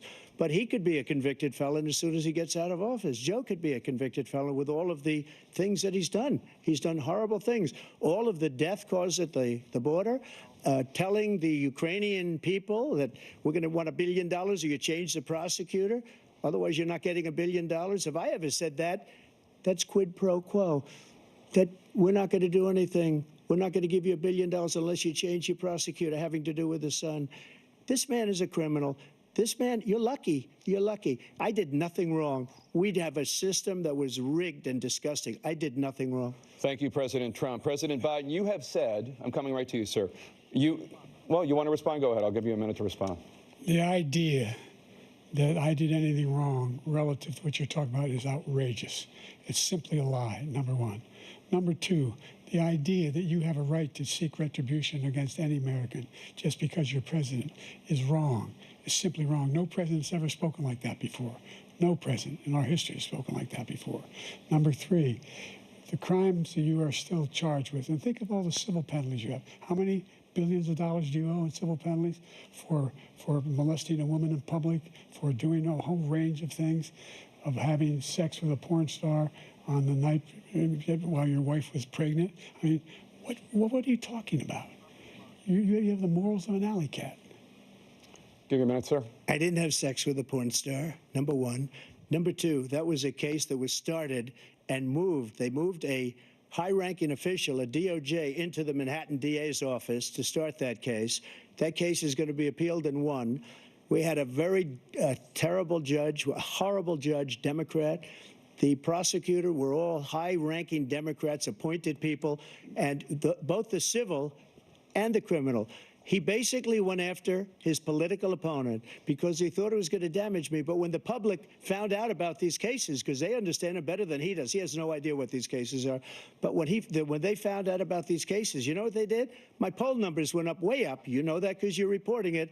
And we took in more money in the last 2 weeks than we've ever taken in the history of any campaign. I don't think any campaign has ever taken. Hundreds of millions of dollars came pouring in because the public knows it's a scam and it's a guy that's after his political opponent because he can't win fair and square. Thank you, President Trump. President Biden, you have said, quote, Donald Trump and his MAGA Republicans are determined to destroy American democracy.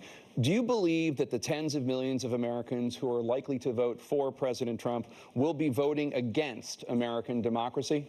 The more they know about what he's done, yes. The more they know about what he's done. And there's a lot more coming. He's got a lot of cases down the road coming around. He's got a whole range of issues he has to face. I don't know what the juries will do, but I do know he has a real problem. And so the fact that, could you ever think you heard any president say that I'm going to seek retribution? Do you ever hear any presidents say that I thought Hitler had some good ideas? What got me involved to run in the first place after my son had died, I decided in Iraq, because of Iraq, I said I wasn't going to run again until I saw what happened in Charlottesville, Virginia. People coming out of the woods carrying swastikas on torches, and singing the same anti-Semitic bile they sang when back in Germany. And the young woman got killed. I spoke to the mother, and they asked him, they said, what people? The ones who got killed, the one who tried to stop it, and the ones he said, I think they're fine people on both sides. What American president would ever say Nazis coming out of fields carrying torches, singing the same anti-Semitic bile, carrying swastikas were fine people? And this is a guy who says Hitler's done some good things. I'd like to know what they are. The good things Hitler's done, that's what he said. This guy has no sense of American democracy. President Trump. Jake, both of you know that story has been totally wiped out because when you see the sentence, it said 100% exoneration on that. So he just keeps it going. He says he ran because of Charlottesville. He didn't run because of Charlottesville. He ran because it was his last chance. He's not equipped to be president. You know it, and I know it. It's ridiculous. We have a debate. We're trying to justify his presidency. His presidency is, without question, the worst president, the worst presidency in the history of our country. We shouldn't be having a debate about it. There's nothing to debate. He made up the Charlottesville story, and you'll see it's debunked all over the place. Every anchor has, every reasonable anchor has debunked it. And just the other day, it came out where it was fully debunked. It's a nonsense story. He knows that, and he didn't run because of Charlottesville. He used that as an excuse to run. President Biden? And debunked. It happened. All you have to do is listen to what was said at the time. And the idea that somehow that's the only reason I ran because I was worried a guy like this guy could get elected. If he thought they were good people coming out of that forest, carrying those woods, carrying those torches, then he didn't deserve to be president. Didn't deserve to be president at all. And the idea that he's talking about all this being fabricated, we saw with our own eyes. We saw what happened on January 6th. We saw the people breaking through the windows. We saw people occupying his own vice president. Look, there's a reason why 40 of his 44 top cabinet officers refused to endorse him this time. His vice president hasn't endorsed him this time. So why? Why? They know him well. They serve with him. Why are they not endorsing him? Thank you, President Biden. We're going to be right back with more from the CNN presidential debate. Looks like we're on break. They might come back for more. What do you guys think so far? Don't forget their racist fangs and veins. Yeah, Hake. And the veins bulging from their necks. And an unrelenting stream. Remember, he wants an unrelenting stream. It's interesting. They haven't really gone into... Did they do a segment on immigration yet? They've alluded to it and talked about immigration. But haven't really given immigration that time like they've given Roe v. Wade, democracy, the Middle East. You know, they're giving it all. They're going with the tough ones first, if you noticed, the economy and all that thing, all those stuff, the things that maybe the Republicans are polling more negatively on. So yeah, I might have missed it. I don't know if you guys remember, but I don't remember an immigration segment just quite yet, because, and you see Trump getting in there on those immigration quips because he's just absolutely correct on that, on the crime and all the things that Biden is bringing up. You know, he brings up he was saying something about people dying, and it opened it up for Trump to bring up the criminals coming over and the migrant crime. So getting slapped around, I think Joe kind of bumbling in a couple of moments there, and some terrifyingly lost in the cloud moments, maybe one or two. I'd say maybe one or two of those moments in there, really just lost, but Trump kind of bringing it home. So honestly looking great on Trump. What do you guys think? He's kind of on the money and in his element, yet without needing to be too extra, I think. And on the, you know, it's on the you know, so far the two topics that he didn't quite give a clear answer on, if you noticed, specifically on the Ukraine war and how he's going to handle that, is the specifics on what land Russia will get to keep and making a deal on that. And on deportations, you notice he didn't give a clear answer on exactly who are you deporting and how far this is going, because you see, those are those interesting topics that bring to light the internal fight with the Republicans and the different centers of power that Trump is navigating here. At the same time, although he's doing very well with the people, being a law and order guy, the Republican elite establishment want open borders. They want the cheap labor. They want NATO. They want NATO to be encroaching everywhere. They want the forever wars to be going, to keep and they don't care about the inflation. They don't care about your stupid little life. They're happy little golden boys telling you gotta pony up more for democracy in the world. It's like, and I love that on those topics when it came up, he didn't do a full-throated like, yeah, I'm just going to support democracy. You know, they asked him about Israel, and his first thing was like, wait, hold on, there's a big body of water between us. So I get it. I love the Jews. He's saying, I love the Jews. They got to do what they got to do, but there's a big body of water between us. That was his first thing. And I'm wondering where Europe is with all this money. You want us to be, he alluded to being a deal maker with Russia. He didn't quite say if you'll let Putin keep the land, but if he's a deal maker and he wants peace and all that, he just might. And that's not something, you understand what I mean? What I noticed wasn't a direct answer. And I think he's handled it all so far pretty well. And it looks like we're getting back to some more debate here. And so let's see where we go with this. Live from Georgia. Let's talk about persistent challenges live in Georgia. you both Nice. faced in your first terms, and you'd certainly face again in a second term. President Biden, while black unemployment dropped to a record low under your presidency, black families still earn far less than white families. Black mothers are still 3 times more likely to die from pregnancy-related causes, and black Americans are imprisoned at 5 times the rate of white Americans. What do you say to black voters who are disappointed that you haven't made more progress? They acknowledge they made a lot of progress, number one. The fact of the matter is there's more small black businesses that have been started than any time in history.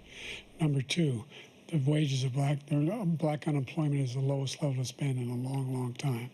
Number three, we're providing housing for black Americans and dealing with the segregation that exists among these corporations that collude to keep people out of their houses. And in addition to that, we find that the impact on the choice that black families have to make relative to child care is incredibly difficult. When we did the first major piece of legislation in the past, I was able to reduce black child care costs. I cut them in half. We got to make sure we provide for child care costs. We got to make sure, because when you provide those child care protections, you increase economic growth because more people can be in the job market. So there's more to be done, considerably more to be done. But we've done a great deal so far, and I'm not letting up, and they know it. You have 49 seconds left. What do you say to black voters who are disappointed with the progress so far? I say I don't blame them for being disappointed. Inflation is still hurting them badly. For example, I provided for the idea that any black family, first-time home buyer, should get a $10,000 tax credit to be able to buy their first home so they can get started. I made sure that we're in a situation where all those black families and those black individuals who provided had to take out student loans that were ballooning, that if they were engaged in nursing, doctor, and anything having to do with volunteerism, if they paid their bills for 10 years on their student debt, all the rest is forgiven after 10 years. Millions have benefited from that. And we're going to do a whole lot more for black families. Thank you, President Trump. And he caused the inflation. He's blaming inflation, and he's right, it's been very bad. He caused the inflation, and it's killing black families and Hispanic families and just about everybody. It's killing people. They can't buy groceries anymore. They can't. You look at the cost of food where it's doubled and tripled and quadrupled. They can't live. They're not living anymore. He caused this inflation. I gave him a country with essentially no inflation. It was perfect. It was so good. All he had to do is leave it alone. He destroyed it with his Green New scam and all this money that's being thrown out the window. He caused inflation. As sure as you're sitting there, the fact is that his big kill on the black people is the millions of people that he's allowed to come in through the border. They're taking black jobs now, and it could be 18, it could be 19, and even 20 million people. They're taking black jobs, and they're taking Hispanic jobs, and you haven't seen it yet, but you're going to see something that's going to be the worst in our history. Thank you. President Biden? There was no inflation when I became president. You know why? The economy was flat on its back. 15% unemployment. He decimated the economy, absolutely decimated the economy. That's why there was no inflation at the time. There were no jobs. We provided thousands of millions of jobs for individuals who are in all communities, including minority communities. We made sure that they have health insurance. We have covered, the ACA has increased. I made sure that they're $8,000 per person in a family to get written off for health care. But this guy wants to eliminate that. They tried 50 times. He wants to get rid of the ACA again. And they're going to try again if they win. You find ourselves in a position where the idea that we're not doing any, I've put more We put more police on the street than any administration has. He wants to cut the cops. We're providing for equity and making sure people have a shot to make it. There's a lot going on, but in inflation, he caused it by his tremendous malfeasance in the way he handled the pandemic. Thank you. Another persistent challenge is the climate crisis.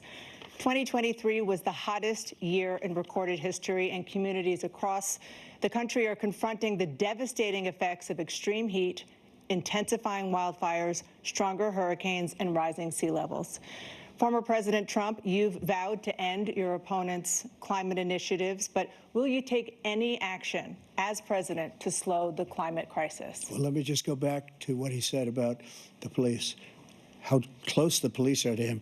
Almost every police group in the nation from every state is supporting Donald J. Trump. Almost every police group.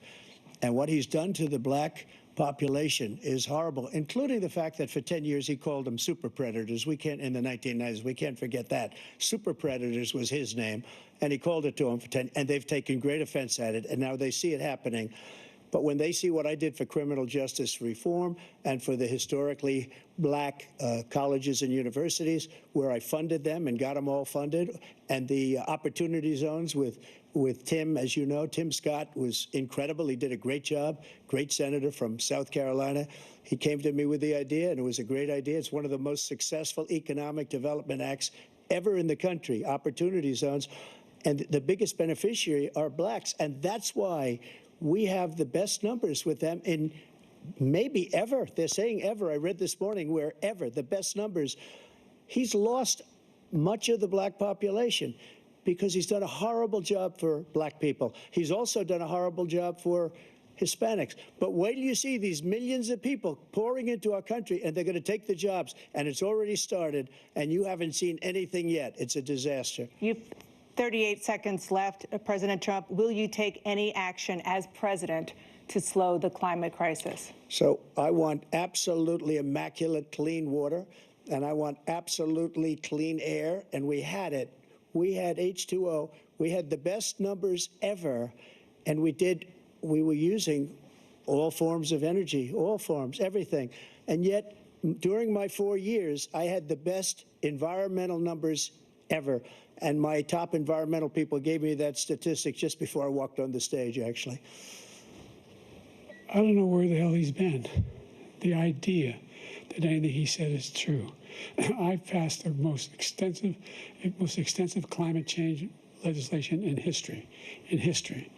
We find ourselves, and by the way, black colleges, I came up with $50 billion for HBCUs, historic black universities and colleges, because they don't have the kind of contributors that they have to build these laboratories and the like. Any black student is capable in college of doing any white student can do. They just don't have the money, but now they'll be able to get those jobs in high tech. We're in a situation where the idea that he is claiming to have done something that had the cleanest water, he hadn't done a damn thing for the environment. He pulled out of the Paris Peace Accord, Climate Accord. I immediately joined it because if we reach 1.5 degrees Celsius at any one point, there's no way back. The only existential threat to humanity is climate change, and he didn't do a damn thing about it. He wants to undo all that I've done. The Paris Accord was going to cost us $1 trillion, and China nothing, and Russia nothing, and India nothing. It was a ripoff of the United States. And I ended it because I didn't want to waste that money because they treat us horribly. We were the only ones who was costing us money. Nobody else was paying into it. And it was a disaster. But everything that he said just now, I'll give you an example. I heard him say before insulin. I'm the one that got the insulin down for the seniors. I took care of the seniors. What he's doing is destroying all of our medical programs because the migrants coming in, they want everybody. And look, I have the biggest heart on the stage, I guarantee you that. And I want to take care of people. But we're destroying our country. They're taking over our schools, our hospitals, and they're going to be taking over Social Security. He is destroying Social Security, Medicare, and Medicaid. Where this guy come from? The idea is that we, in fact, we were the only ones of consequence who were not members of the Paris Accord. How can we do anything if we're not able to, the United States can't get its pollution under control? One of the largest polluters in the world, number one. We're making significant progress. By 2035, we will have cut pollution in half. We have made significant progress, and we're continuing to make progress. We set up a climate corps for thousands of young people to learn how to deal with climate, just like the Peace Corps. And we're moving in directions that are going to significantly change the elements of cause of pollution. But the idea that he claims that he has the biggest heart up here and he's really concerned about pollution and about climate, I've not seen any indication of that. And by the way, with regard to prescription drugs, one company agreed that they would reduce the price to $35, which I was calling for, one, voluntarily. I made sure every company in the world, every pharmaceutical company, cannot have to pay. Thank you. And by the way, So every day, millions of Americans struggle just to make ends meet. For many older Americans, Social Security provides a critical lifeline. President Biden, if nothing is done to Social Security, seniors will see their benefits cut in just over 10 years. Will you name tonight one specific step that you're willing to take to keep Social Security solvent? yes, make the very wealthy begin to pay their fair share. Right now, everybody making under $170,000 pays 6% of their income, of their paycheck, every single time they get a paycheck from the time of the first one they get when they're 18 years old. The idea that they're going to, I've been proposing that everybody, the millionaires pay 1%. 1%. So no one I would not raise the cost of Social Security for anybody under $400,000. After that, I began to make the wealthy begin to pay their fair share by increasing from 1% beyond to be able to guarantee the program for life. So you still have 82 seconds left. Are there any other measures that you think that would be able to help keep Social Security solvent, or is that one enough? Well, no, that one enough will keep it solvent. But the biggest thing I'll do if we defeat this man, because he wants to get rid of Social Security.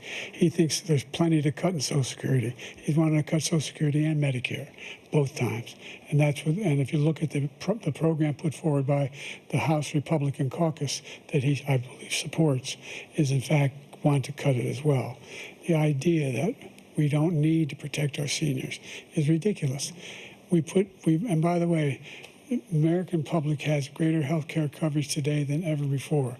And on the ACA, as I said, you're in a circumstance where 400,000 people, 40 million people would not have insurance because they have a pre-existing condition.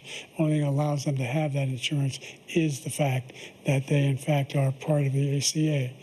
And by the way, the other thing is, we're in a situation where we talk about education for black communities. I've raised the amount of money for Pell Grants by another $8,000. So anybody making under $70,000 a year is going to be able to get $15,000 toward their tuition. He just doesn't know what he's talking about. Thank you, President Biden. President Trump. So I've dealt with politicians all my life. I've been on this side of the equation for the last 8 years. I've never seen anybody lie like this guy. He lies. I've never seen it. He could look you in the face about so many other things, too. And we mentioned the laptop. We mentioned Russia, Ukraine. Everything he does is a lie. It's misinformation and disinformation.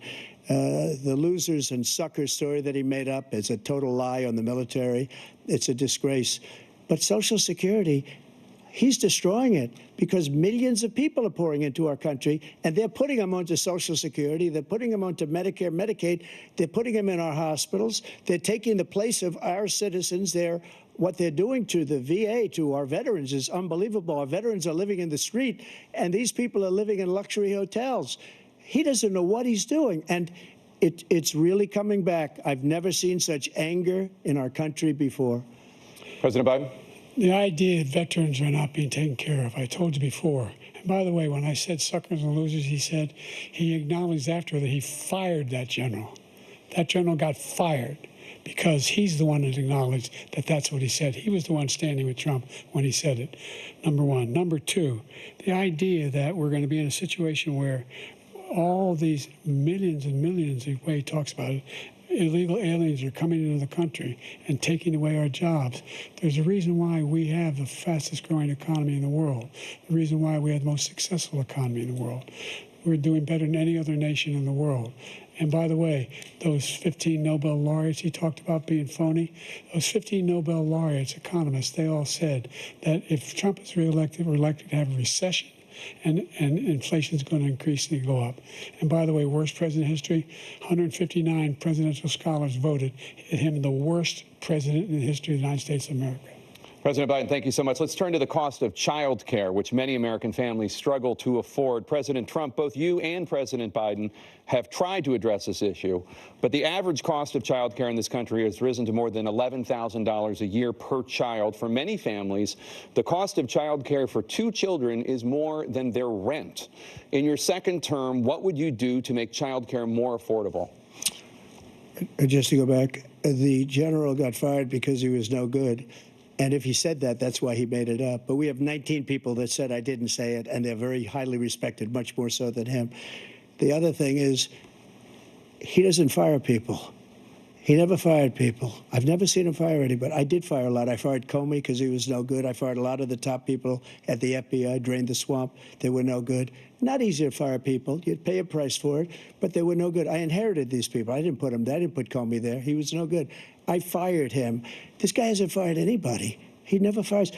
He should have fired every military man that was involved with that the Afghanistan horror show, the most embarrassing moment in the history of our country. He didn't fire. Did you fire anybody? Did you fire anybody that's on the border that's allowed us to have the worst border in the history of the world? Did anybody get fired for allowing 18 million people, many from prisons, many from mental institutions? Did you fire anybody that allowed our country to be destroyed? Joe, our country is being destroyed as you and I sit up here and waste a lot of time on this debate. This shouldn't be a debate. He is the worst president. He just said about me because I said it. But look, he's the worst president in the history of our country. He's destroyed our country. Now all of a sudden he's trying to get a little tough on the border. He came out with a nothing deal, and it reduced it a little bit, like this much. It's insignificant. He wants open borders. He wants our country to either be destroyed or he wants to pick up those people as voters. And I don't think we just can't let it happen. If he wins this election, our country doesn't have a chance, not even a chance, of coming out of this rut. We probably won't have a country left anymore. That's how bad it is. He is the worst in history by far. Thank you, President Trump. President Biden? We are the most admired country in the world. We're the United States of America. There's nothing beyond our capacity. We have the finest military in the history of the world, the finest in the history of the world. No one thinks we're weak. No one wants to screw around with us. Nobody, number one. Number two, the idea that we're talking about worst presidents. I wasn't joking. Look it up or go online. 159 or 58, don't hold me the exact number, presidential historians, they've had meetings and they voted who's the worst president in American history, best to worst.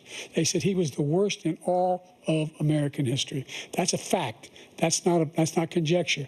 He can argue they're wrong, but that's what they voted. The idea that he is doing anything to deal with child care, he did virtually nothing to child care. We should significantly increase the child care tax credit. We should significantly increase the availability of women and men or single parents to be able to go back to work. And we should encourage businesses to have. Thank you, President Biden. President Trump, the question was about what would you do to make child care more affordable, if you want to take your minute. Just so you understand, we have polling, we have other things that they rate him the worst because what he's done is so bad. And they rate me, I'll show you, I will show you, and they rate me one of the best, okay? And if I'm given another 4 years, I will be the best. I think I'll be the best. Nobody's ever created an economy like us. Nobody ever cut taxes like us. He's the only one I know. He wants to raise your taxes by 4 times. He wants to raise everybody's taxes by 4 times. He wants the Trump tax cuts to expire. So everybody, including the 2 of you, are going to pay 4 to 5 times. Nobody ever heard of this before. All my life, I'd grow up and I'd see politicians talking about cutting taxes. When we cut taxes, as I said, we did more business. Apple and all these companies, they were bringing money back into our country. The worst president in history by far, and everybody knows it.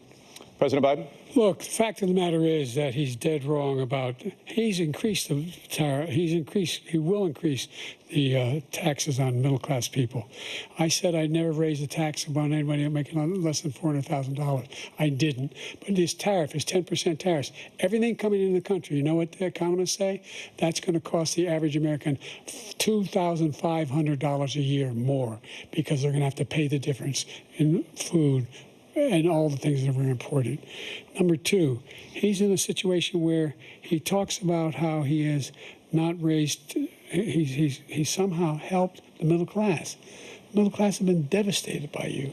Now you want a new tax cut of $5 trillion over the next 10 years, which is going to fundamentally bankrupt the country. You had the largest deficit of any president in American history, number one. Number two, you have not, in fact, made any contact, any progress with China. We are the lowest trade deficit with China since 2010. Thank you, President Biden. You lost. Thank you, President Biden. Let's discuss an epidemic impacting millions of Americans that both of you have made a top priority in your first term, the opioid crisis. And for both of you, the number of overdose deaths in this country has gone up. Under your term, it went up. Under your term, it has gone up. Former President Trump, despite the efforts that both of you have made, more than 100,000 Americans are dying from overdoses every year, primarily from fentanyl and other opioids. What will you do to help Americans right now in the throes of addiction who are struggling to get the treatment they need? To finish up, we now have the largest deficit in the history of our country under this guy. We have the largest deficit with China. He gets paid by China. He's a Manchurian candidate. He gets money from China. So I think he's afraid to deal with them or something. But do you notice he never took out my tariffs because we bring in so much money with the tariffs that I imposed on China. He never took them away. He can't because it's too much money. It's tremendous. And we saved our steel industries, and there was more to come, but he hasn't done that. But he hasn't cut the tariffs because he can't, because it's too much money. But he's got the largest deficit in the history of our country, and he's got the worst situation with China. China's going to own us if you keep allowing them to do what they're doing to us as a country. They are killing us as a country, Joe, and you can't let that happen. You're destroying our country. So, President Trump, you have 67 seconds left. The question was, what are you going to do to help Americans in the throes of addiction right now who are struggling to get the treatment they need? Jake, we were doing very well at addiction until the COVID came along. We had the 2.5, almost 3 years of like nobody's ever had before, any country, in every way. And then we had to get tough, and it was the drugs pouring across the border it started to increase. We got great equipment. We bought the certain dog that's the most incredible thing that you've ever seen, the way they can spot it. We did a lot, and we were getting very low numbers, very, very low numbers. Then he came along. The numbers, have you seen the numbers now? It's not only the 18 million people that I believe is even low, because the gotaways, they don't even talk about gotaways. But the numbers of the amount of drugs and human trafficking in women coming across our border, the worst thing I've ever seen, at numbers that nobody's ever seen under him because the border's so bad. But the number of drugs coming across our border now is the largest we've ever had by far. President Trump, thank you. President Biden? Fentanyl and the byproducts of fentanyl went down for a while. And I wanted to make sure we use the machinery that can detect fentanyl, these big machines that roll over everything that comes across the border. And it costs a lot of money. That was part of this deal we put together, this bipartisan deal. More fentanyl machines, more be able to detect drugs, more numbers of agents, more numbers of all the people at the border. And when we had that deal done, he called his Republican colleagues and said, don't do it. It's going to hurt me politically. No, he never argued it's not a good bill. It's a really good bill. We need those machines. We need those machines. And we're coming down very hard in every country in Asia in terms of precursors for fentanyl. And Mexico is working with us to make sure they don't have the technology to be able to put it together. That's what we have to do. We need those machines. Thank you, President Biden. President Trump, and again, the question is about Americans in the throes of addiction right now struggling to get the treatment they need. Well, this does pertain to it. He ended Remain in Mexico. He ended catch and release. I made it catch and release in Mexico, not catch and release here. We had so many things that we had done, hard negotiations with Mexico, and I got it all for nothing. It's just like when you have a hostage. We always pay $6 billion for a hostage. Every time we say it's a hostage. Now we have a hostage, a Wall Street Journal reporter. I think a good guy, and he's over there because Putin is laughing at this guy, probably asking for billions of dollars for the reporter. I will have him out very quickly as soon as I take office. Before I take office, I said by literally as soon as I win the election, I will have that reporter out. He should have had him out a long time ago, but Putin's probably asking for billions and billions of dollars because this guy pays it every time. We had 2 cases where we paid $6 billion for 5 people. I got 58 people out, and I paid essentially nothing. Thank you, President Trump. Dana? Let's turn to concerns that voters have about each of you. President Biden, you would be 86 at the end of your 2nd term.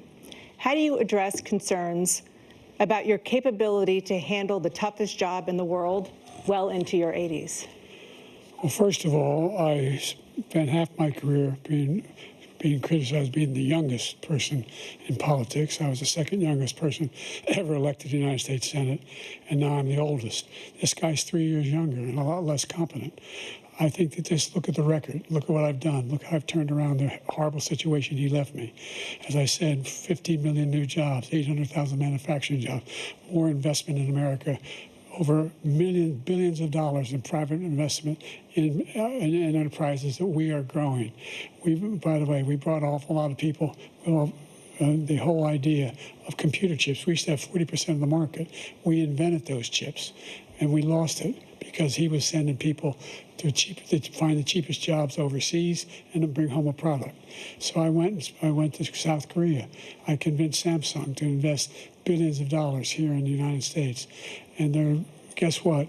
Those fabs, they call to build these chips, those fabs pay over $100,000. You don't need a college degree for them. And there's billions, about $40 billion already being invested and being built right now in the United States, creating significant jobs for Americans from all over the world. President Biden, you have 40 seconds left. Would you like to add anything? Yeah, I would. The idea that somehow we are this failing country. I never heard a president talk like this before. We're the envy of the world. Name me a single major country president who wouldn't trade places with the United States of America for all our problems and all our opportunities. We're the most progressive country in the world in getting things done. We're the strongest country in the world. We're a country in the world who keeps our word, and everybody trusts us, all of our allies, and those who he coddles up to, from Kim Jong-un, who he sends love letters to, and Putin, etc. They don't want to screw around with us. Thank you. Former President Trump, to follow up, you would be 82 at the end of your 2nd term. What do you say to voters who have concerns about your capabilities to serve? Well, I took 2 tests, cognitive tests. I aced them, both of them, as you know. We made it public. He took none. I'd like to see him take one, just one, a real easy one. Like go through the first 5 questions. He couldn't do it. But I took 2 cognitive tests. I took physical exams every year. And, you know, we knock on wood wherever we may have wood, that I'm in very good health. I just won 2 club championships, not even senior, 2 regular club championships. To do that, you have to be quite smart, and you have to be able to hit the ball a long way, and I do it. He doesn't do it. He can't hit a ball 50 yards. He challenged me to a golf match. He can't hit a ball 50 yards. I think I'm in very good shape. I feel that I'm as in good a shape as I was 25, 30 years ago. Actually, I'm probably a little bit lighter, but I'm in as good a shape as I was years ago. I feel very good. I feel the same. But I was willing to take a cognitive test. And you know what? If I didn't do well, I aced him. Dr. Ronnie Jackson, who's a great guy when he was White House doctor. And then I took another one, a similar one. And one of them said they've never seen anybody ace him. Thank you. President Biden? You can see he is 6'5" and only 223 pounds, or 235 pounds. Well, you said 6'4", 200. Well, anyway, that's what anyway, just take a look at what he says he is, and take a look at what he is. Look, I'd be happy to have a driving contest with him. The reason I got my handicap, which when I was vice president, down to a 6. But by the way, I told you before, I'm happy to play golf if you carry your own bag. Think you can do it? That's the biggest lie, that he's a 6 handicap of all. I was an 8 handicap. Yeah. 8 Never. But I have, you know how many? I've seen you swing. I know you swing. Okay, let's not act like children. President Joe. Trump, we're going to 21 turn Let's not act like children. You are to a child. specific concern that voters have about you.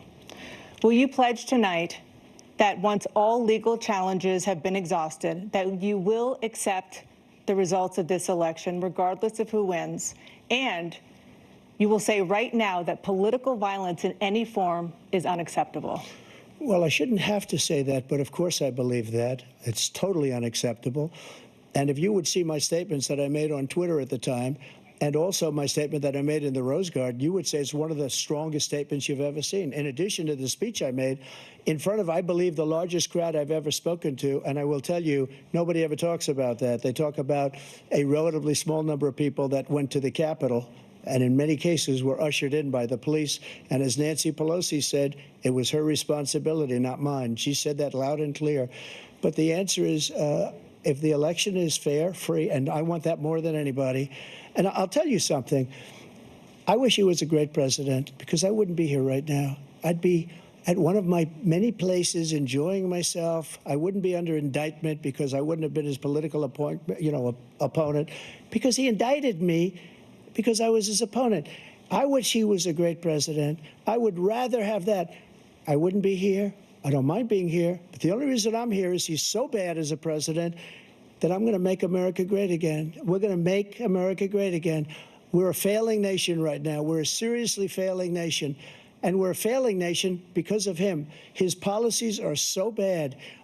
His military policies are insane. They're insane. These are wars that will never end with him. He will drive us into World War III, and we're closer to World War III than anybody can imagine. We are very, very close to World War III, and he's driving us there. And Kim Jong-un and President Xi of China, Kim Jong-un of North Korea, all of these, Putin, they don't respect him. They don't fear him. They have nothing going with this gentleman, and he's going to drive us into World War III. You want a World War III, let him follow and win, and let Putin say, do what you want, NATO. Just do what you want. There's a thing called Article 5. An attack on one is an attack on all, and required response.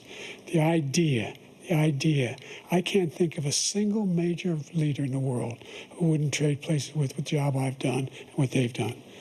Because we are a powerful nation. We have wonderful people. It's because of the people, not me. It's because of the American people. They're capable of anything, and they step up when they're needed. And right now, we're needed. We're needed to protect the world because our own safety is at stake. And again, you want to have a war, just let Putin go ahead and take Kyiv, make sure they move on, see what happens in Poland, Hungary, and other places along that border. Then you have a war. President Trump, as I come back to you for a follow-up, the question was, will you accept the results of this election, regardless of who wins? Just to finish what he said, if I might, Russia, they took a lot of land from Bush. They took a lot of land from Obama and Biden. They took no land, nothing from Trump, nothing. He knew not to do it. He's not going to play games with me. He knew that. I got along with him very well, but he knew not to play games. He took nothing from me. But now he's going to take the whole thing from this man right here. That's a war that should have never started. It would have never started, ever, with me. And he's going to take Ukraine. And, you know, you asked me a question before, would you do this? He's got us in such a bad position right now with Ukraine and Russia, because Ukraine's not winning that war. He said, I will never settle until such time. They're running out of people. They're running out of soldiers. They've lost so many people. It's so sad. They've lost so many people, and they've lost those gorgeous cities with the golden domes that are 1,000 years old, all because of him and stupid decisions. Russia would have never attacked if I were president. President Trump, the question was, will you accept the results of the election, regardless of who wins? Yes or no, please. If it's a fair and legal and good election, absolutely. I would have much rather accepted these. But the fraud and everything else was ridiculous. And if you want, we'll have a news conference on it in a week, or we'll have another one of these in a week. But I will absolutely, there's nothing I'd rather do. It would be much easier for me to do that than I'm running again. I wasn't really going to run until I saw the horrible job he did. He's destroying our country. I would be very happy to be someplace else, in a nice location someplace.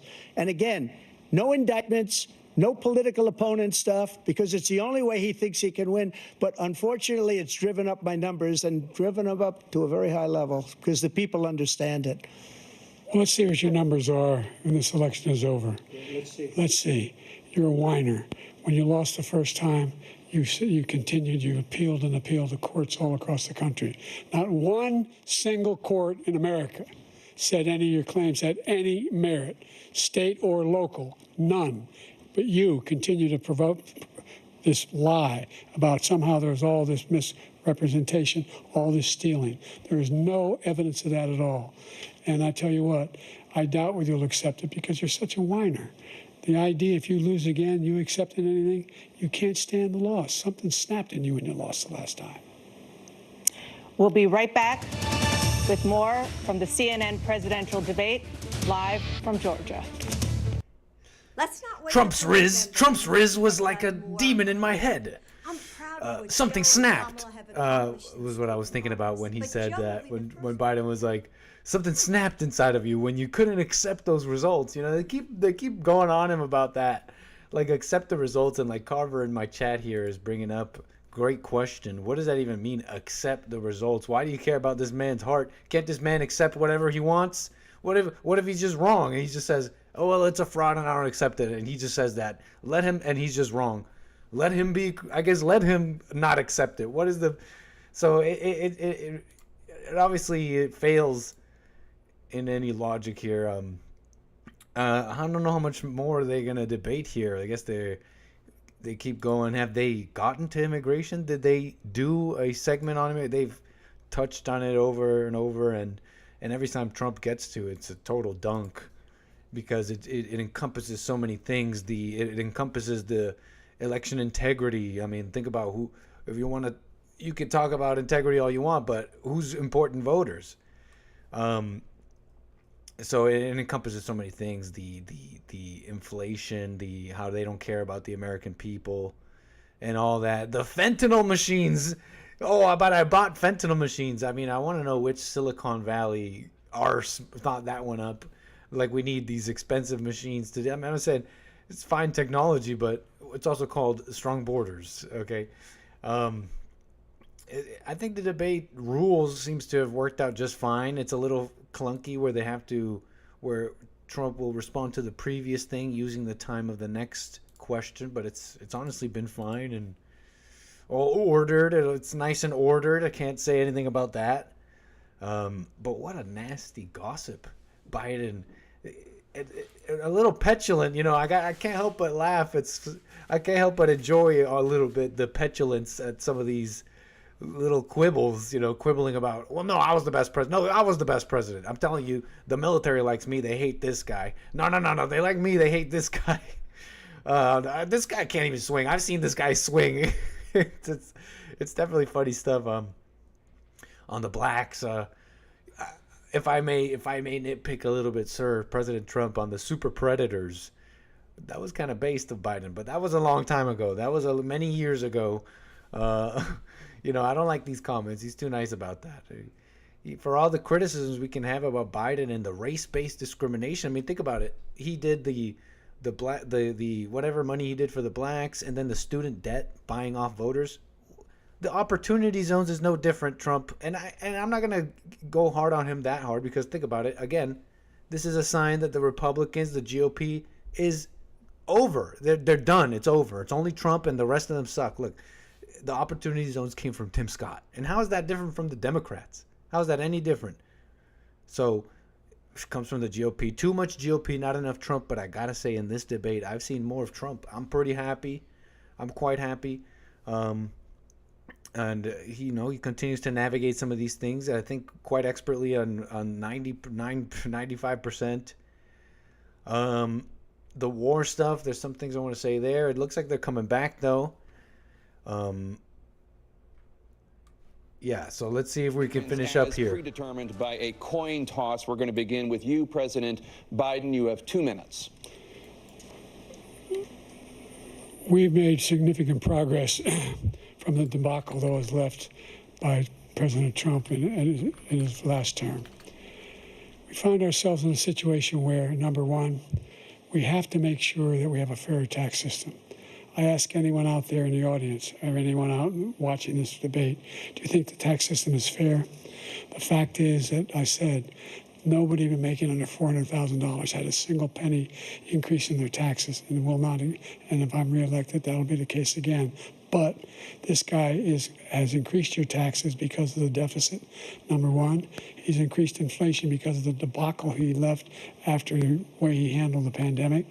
And he finds himself in a position where he now wants to tax you more by putting a 10% tariff on everything that comes into the United States of America. What I did, when, for example, he wants to get rid of the ability of Medicare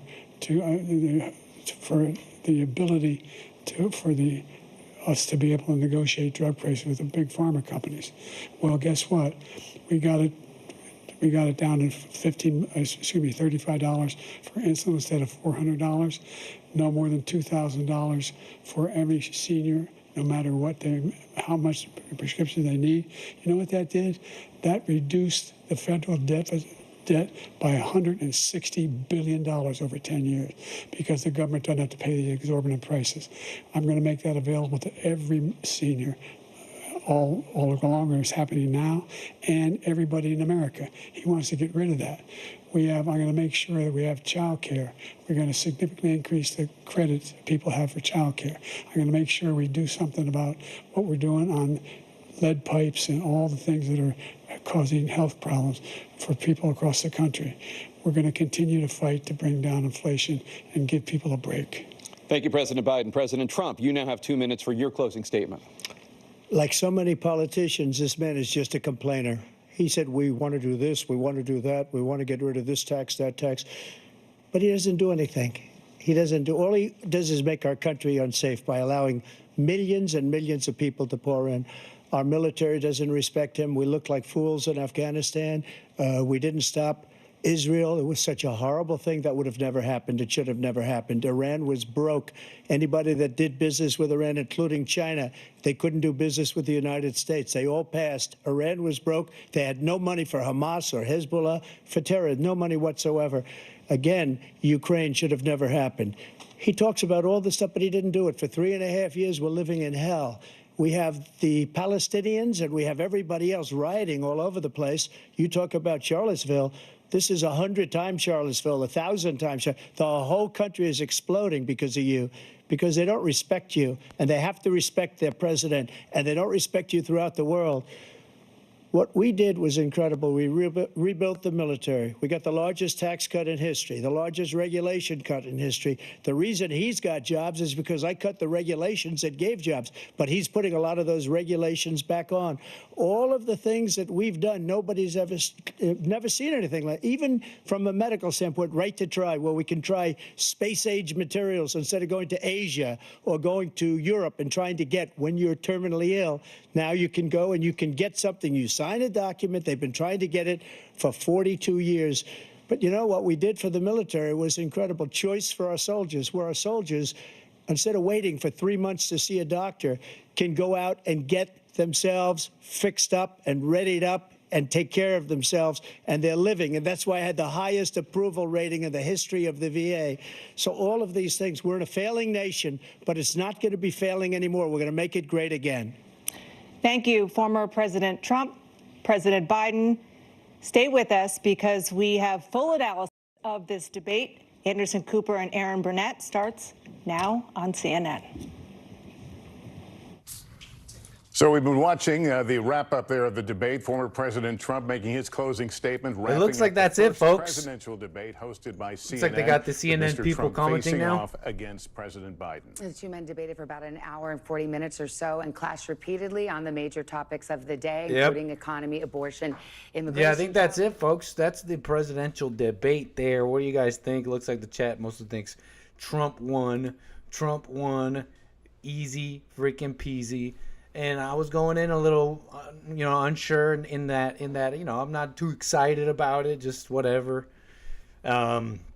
We already know how we feel about our guys, but I honestly felt like he navigated all the main things absolutely expertly, and even the little strange, the harder to pin down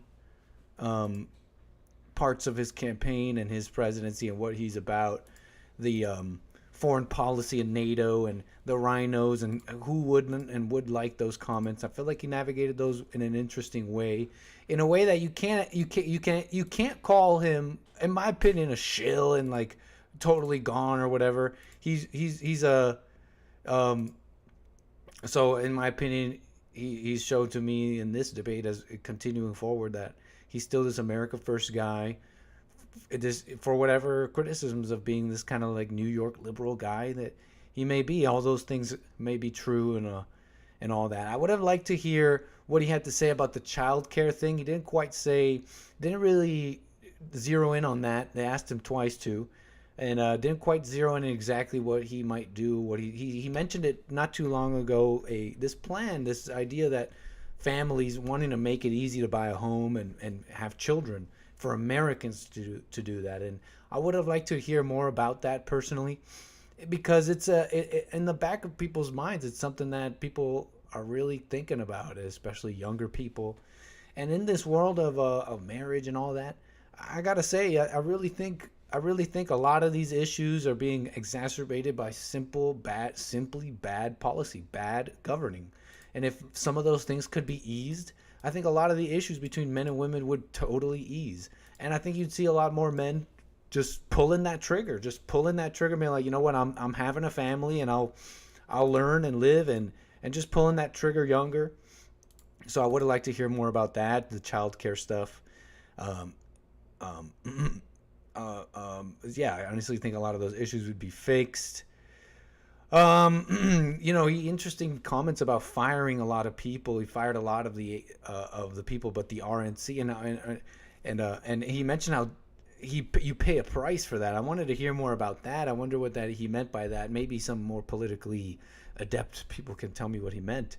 What kind of world that is in the politics world, and what he's had to wade in and wade through. And but you know about that, right? Jared Kushner, Reince Priebus, the Federalist Society. His commentary on Tim Scott and the Opportunity Zones, as much as I didn't like that, he sounds like a Democrat talking about that. It comes from the GOP, too much GOP. I got to say, I saw more Trump here than GOP, and I do appreciate his commentary there, even on the Israel stuff, where it's like, oh, you gotta cozy up to the GOP and IPAC and APAC or whatever, and it's like an open secret that you can't really... whatever, it's like hard to go against it. But his first commentary on that was, hey, there's a big old body of water between us, and I gotta say, I like that. And race-based discrimination that Biden is just so happy to talk about there, the student debt, and the nasty gossip. What a nasty gossiper. What is the point there? Oh, by the way, he brought up he said nasty Biden, nasty little Biden. He said, for molesting, he says the crimes you're charged with for molesting. He literally said molesting. And this Jean Carroll case, if you've been following that alongside with me and the anchor baby, it's like they literally, the evidence they used in that case is they for example, they used the Access Hollywood tape where he says you can grab him by the whatever. That's supposedly evidence. In this Jean Carroll case, it's truly one of the lowest points in justice, in the justice system in America. Bringing up the January 6 people was such a good response, because for everything they can say about, oh, democracy, you're an insurrectionist, are you going to accept the results? When we get down to the nitty gritties and who got in trouble and what, you had grandmas and support, like decent people. And for what? When you get down to the video and the images, you see the cops letting them in. You see them walking in the stanchions, staying in lines. These are your insurrectionists. So, anyways, what else about this? And then I'm going to open up the calls here. By the way, if you guys want to just do some calls here before we end the show. It's getting a little late, and we got to get ready for Open Line Friday tomorrow on the Jesse Lee Peterson Show. But I got the lines open Ready here. to connect. Click connect to show now. You are connected as the host. Sorry about that, Welcome, folks. host. You are now in the can host hear room and all can the manage your background stuff. callers from the Call-in Studio web Okay. interface. Thank you. Audio recording is on. Dual channel. All right, geez. So you can call 844-900-2229. That's 844-900-BABY. If you want to call in, get some of your thoughts off your chest early on here, but we'll do a little bit of calls here if any come in. Just off the top, hot off the presses, thoughts on the debate and anything else you want to say right now before we end the show. I'm sure you'll have more time to get your thoughts off your chest tomorrow on the Jesse Lee Peterson show. We might do some more discussion on the show. But if you do want to get in right now, you can call 844-900-2229 and get some of your thoughts off your chest right away. But yeah, I'm interested in hearing what you guys think so far. Obviously, Trump is our guy, and I still think I even think he handled some of these more critical parts in an interesting way, and not a totally bad way. So what else? They love talking about the scholars. Biden's talking about the scholars. Why? I can't believe they actually went with that route. These scholars, don't you know, Trump, the scholars all agree that you were the worst president. And all these scholars also say that Roe v. Wade was okay. And these doctors, you got to leave it up to the doctors. Biden, the experts want to mutilate children. They say this is gender-affirming care. Biden, the experts and doctors want to abort at 9 months, leave them on a table to die. That's who your experts. These are your scholars and experts, Biden.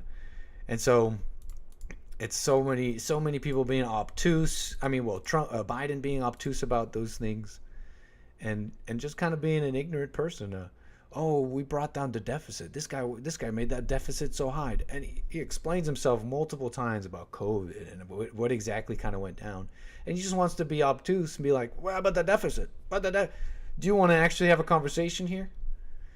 So these are some of my off-the-top thoughts. We'll get into it here with some callers as we are coming into the closing moments of our special debate stream today. I believe I have Mr. Pink on the air. Mr. Pink, sir, I believe you're calling out of California. You're on the air. Yes, sir. How's it going, Nick? All is well, Mr. Pink. Appreciate it, sir. Well, I think it's pretty obvious to anybody with a brain that Trump wiped the floor with him during that. Oh, yeah. Just to watch Biden's brain malfunction in real time and his mouth hang open agape and look at Trump, who's articulating and speaking full sentences. He was in awe of someone actually, having a retort to his mess. It was just I don't know. It is elder abuse. It's elder abuse on stage. Watching this guy, if you can't vote for that guy. He can't even get a sentence out without, I think he said that he was sending ballistic missiles to Israel. There were some pretty bad moments, man. Yeah. There was a couple. So much gibberish. But I don't know who can have seen this and go, yeah, that's the guy that's he got 80 million votes. Sure. Right. There's just no way to me that to see his absolute cognitive decline that is rapidly increased over the past 4 years. Absolutely, man, and it just seems to be getting worse. Here's where I'll play a little devil's advocate here. In that, in this whole debate, one thing, although even there was maybe one or two weird, truly strange moments where I think he totally lost the plot, but in general, even if bumbling, he got his ideas across, what he was trying to say and all that, but so a little devil's advocate there. In that, all the ideas were expressed, so to speak. But is this really your best? Is this really the best they got? It brings to question a lot of things for sure. Yeah, he had no literal retort for the comeback for the late term abortion thing. Yeah, so big time. So they said to him, would you have limits on late-term abortion? He was like, right to the talking point. He was just like, I'm for Roe v. Wade. Yep. Between the doctor and the this, and between the state and the this. And it's like Trump like laid it out that there are some states that are literally crazy and do abort the child after birth, like whenever they want to in the pregnancy, and that is going on. And Biden just deflects. He's just like, talking point, go. Total dodge on that. Yeah. No, it's a total dodge on that. That is like a significant issue. Yeah, go ahead.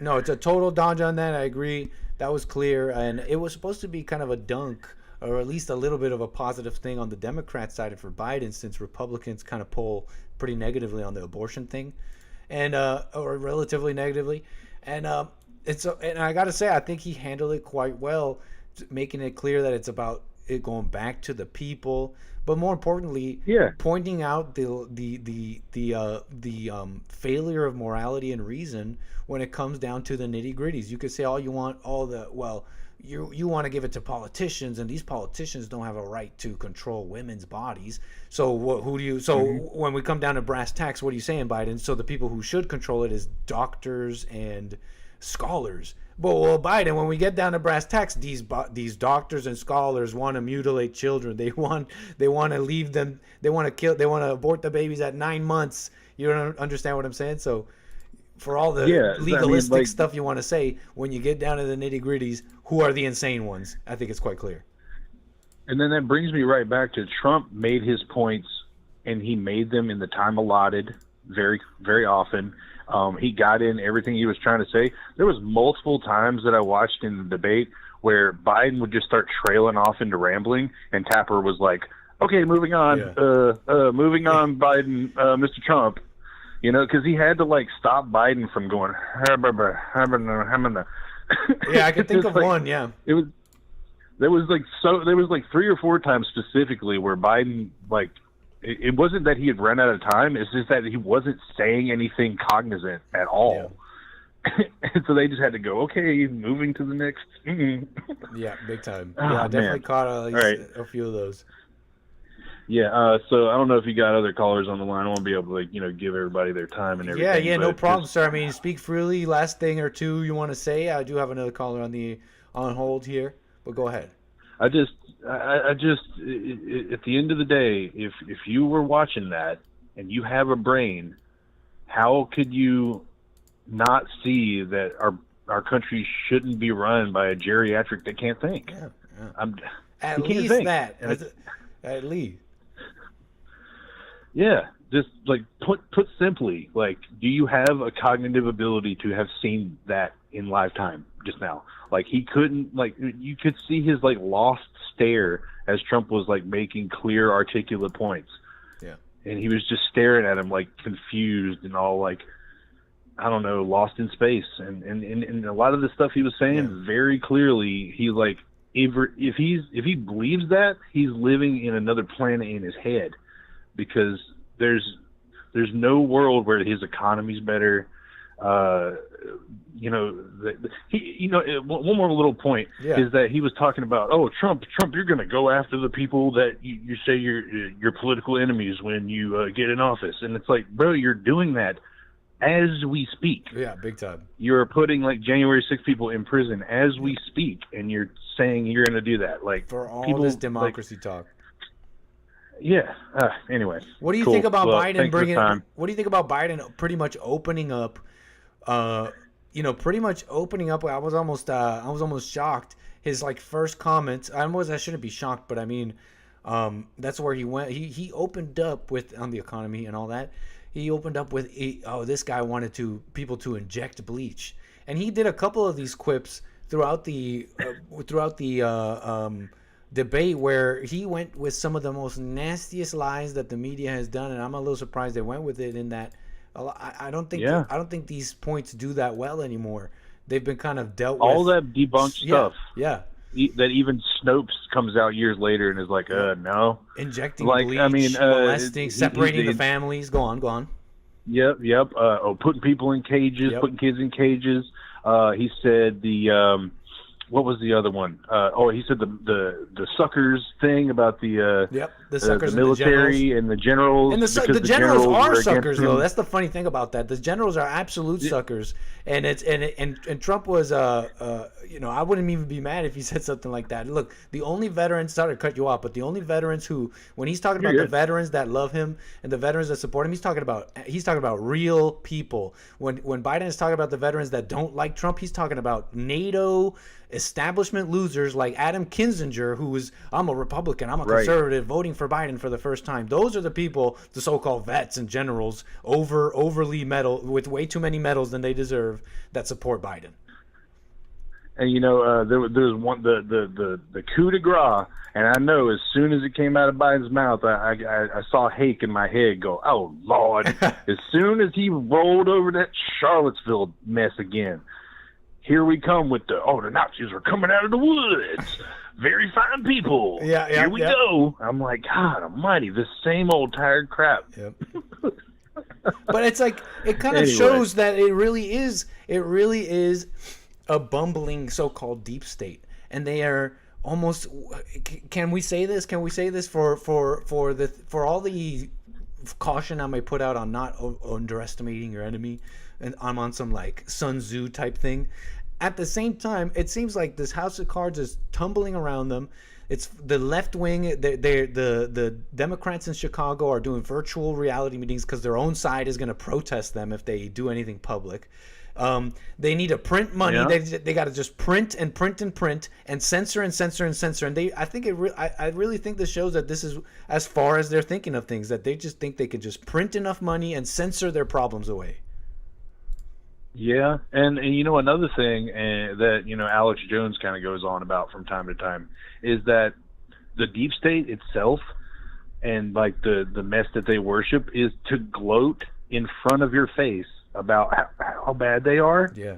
And then put it in your face like you can't do anything about it, and they revel in that. So, I mean, to put Joe Biden as a great option to people in that mass lie, that's like that's kind of par for the course for the corrupt establishment. Yeah.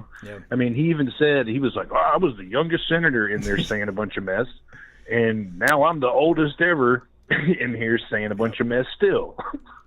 It's like, God.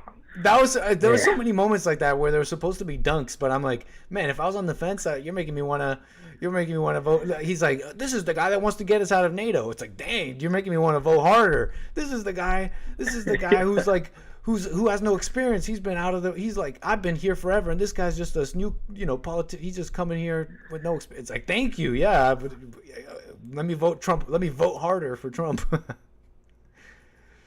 But I know, I'm pretty sure, just as a final point of a cognitive level, I'm pretty sure there were no times in the debate where Trump said, Fair enough.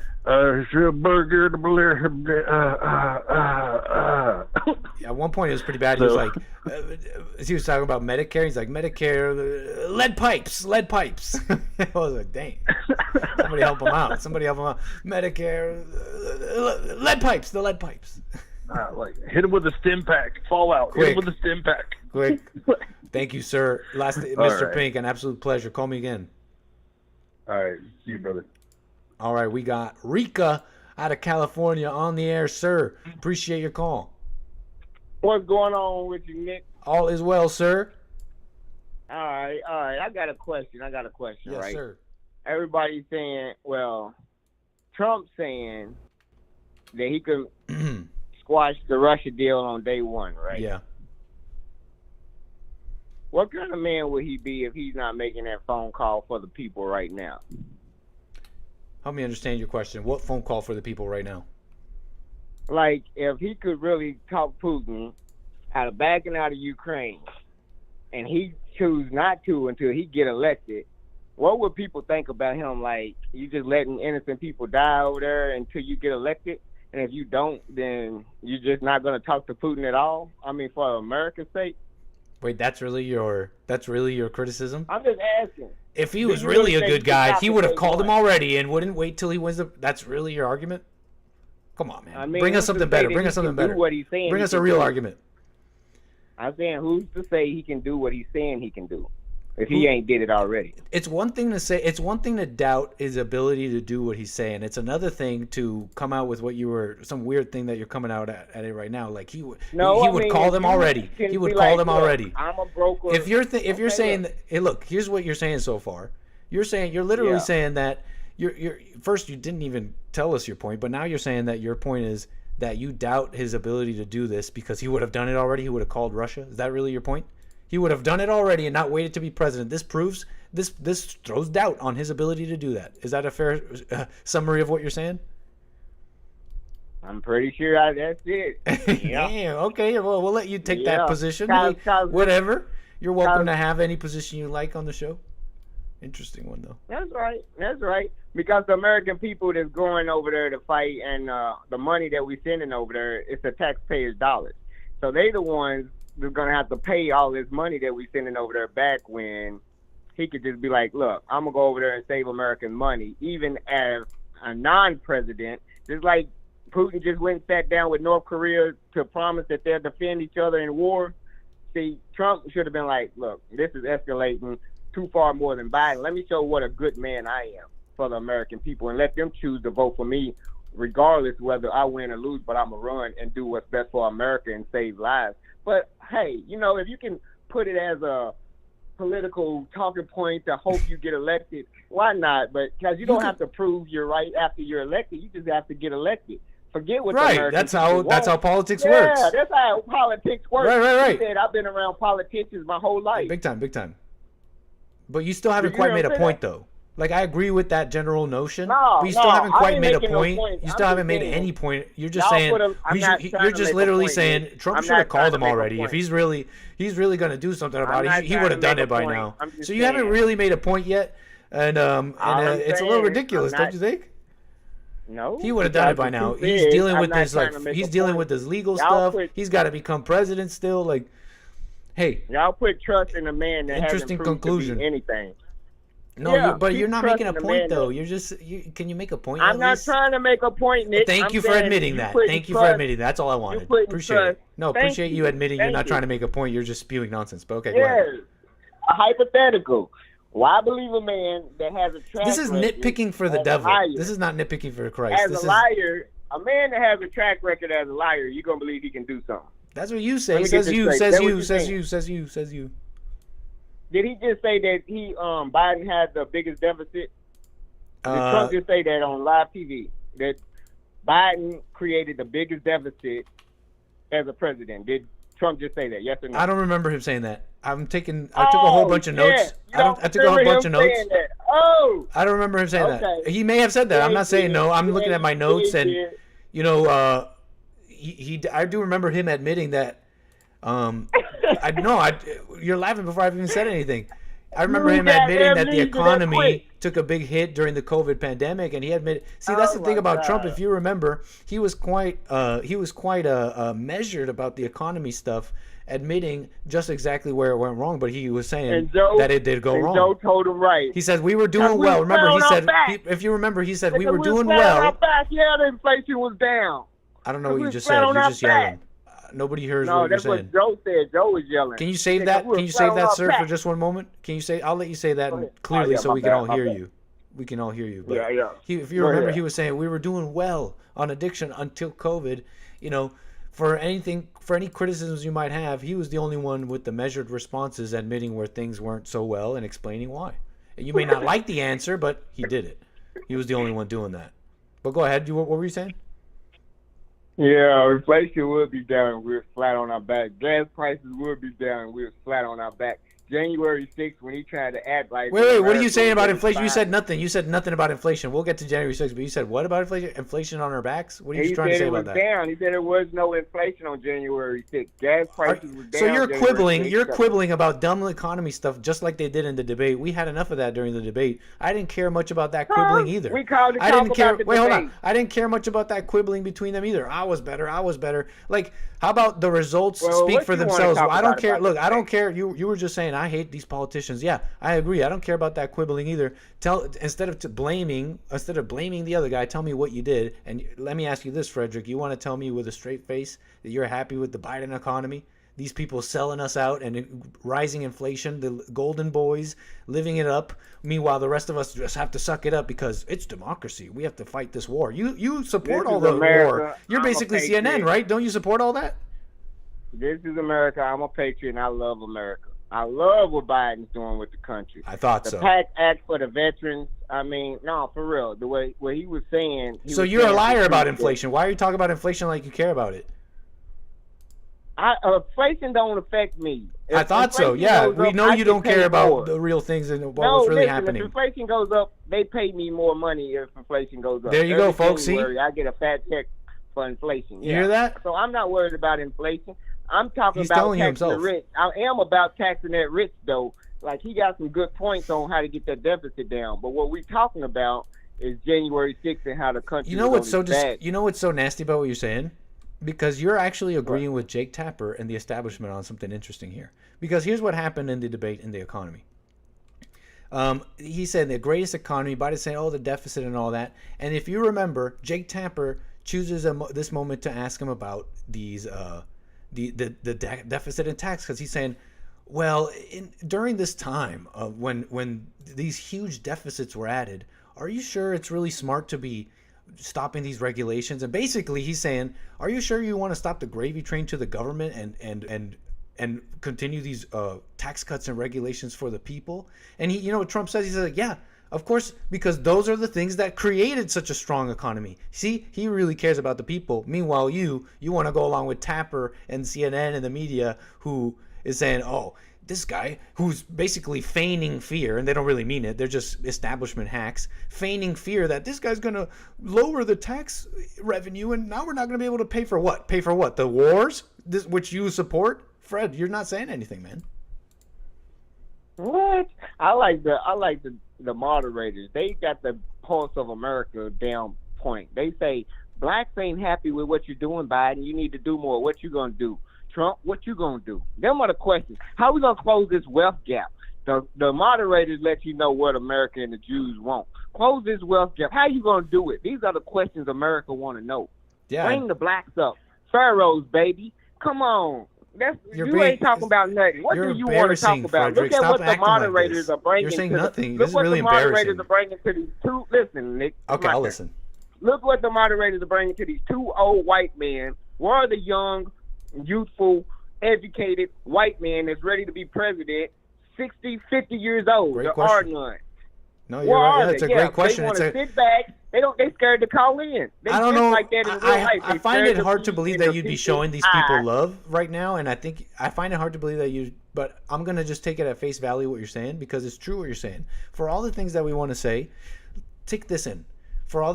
Because this is a fair criticism people have of Trump, the personnel issue. Now, I already made it clear that the personnel issue is really a GOP thing, and we can criticize Trump for being too close to the GOP, but think about it like this. If the Federalist Society and all these people are the ones behind the personnel issues, then what does this tell us? It tells us that we shouldn't get offended about what Frederick is saying, because think about it.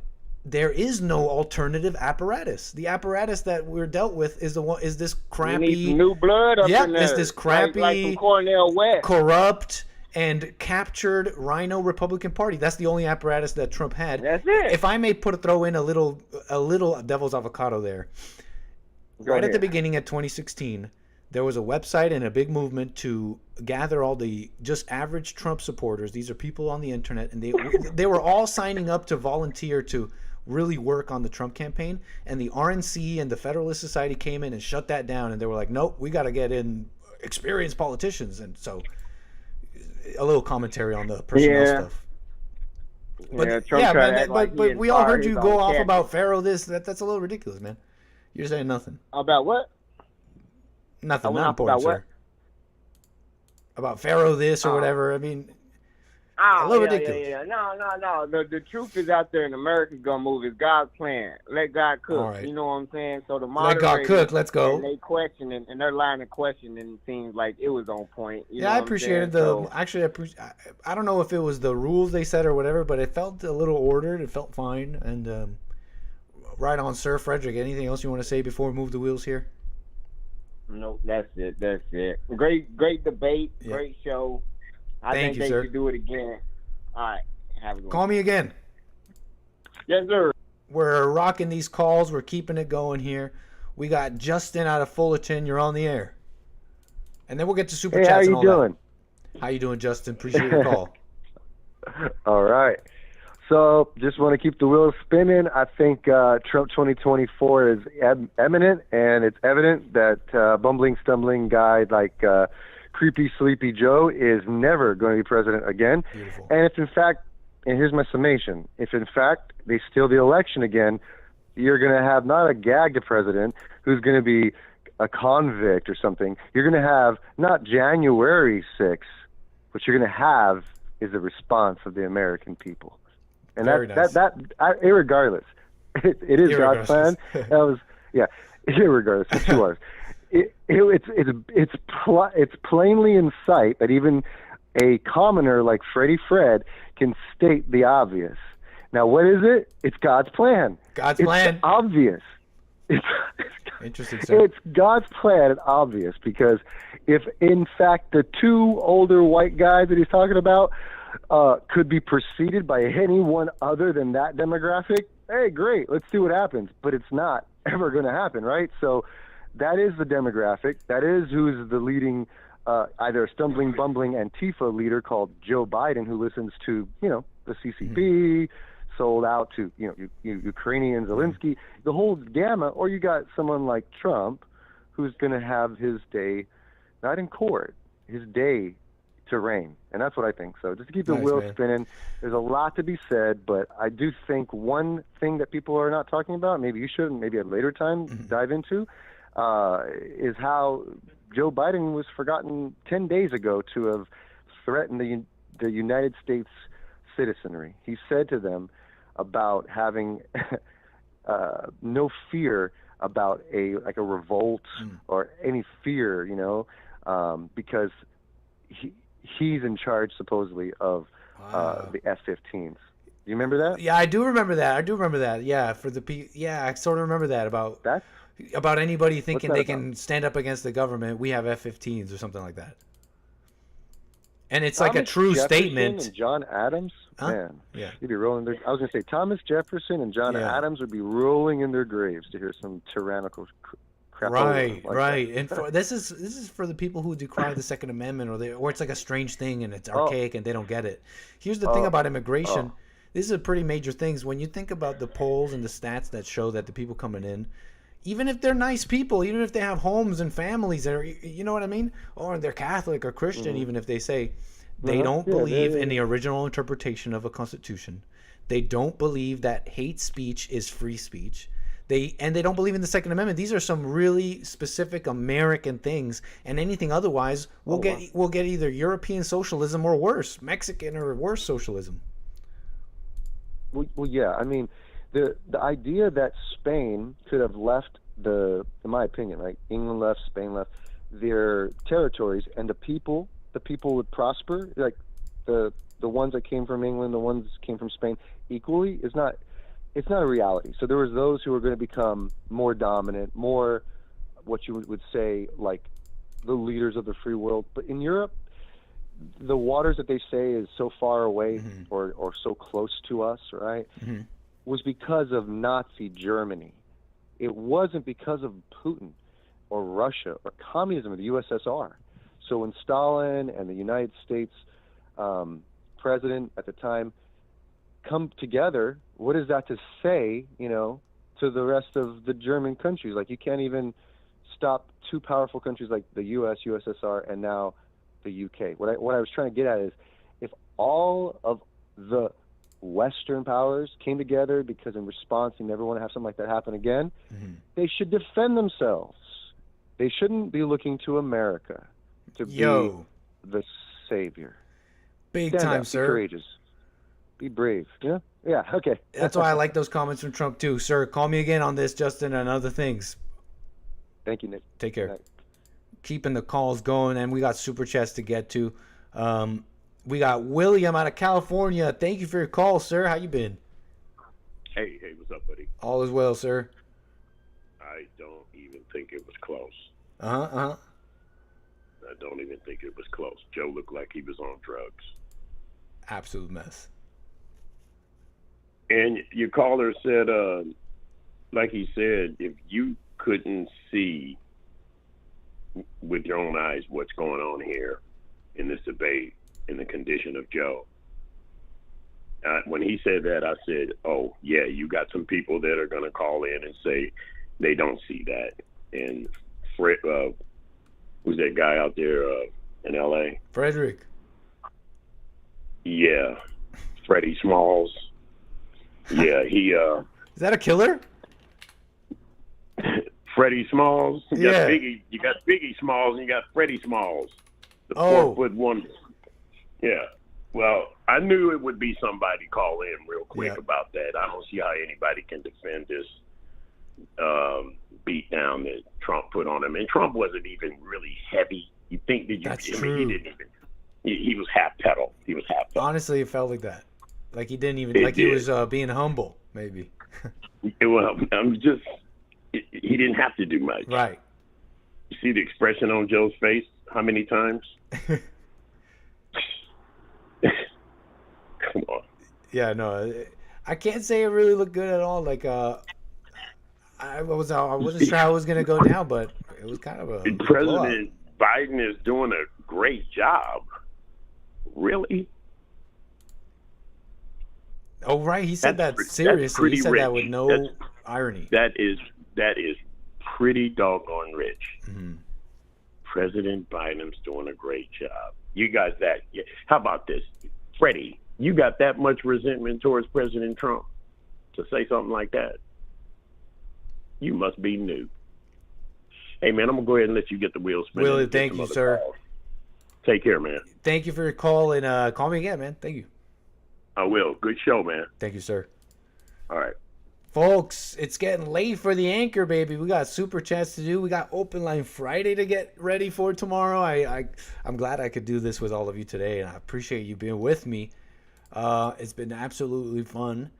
I'm glad the debate went better than I thought. It's best to have a wait-and-see attitude with all things. So, very good. Renesio, we're starting super chats here. I know that I haven't read any of them, but we're watching the debate and all that. Valerie, thanks for the coffee, says, I love you, Nick. Love you back, Valerie. We got Renesio with the super chat. Says, Nit. Wait, hold on.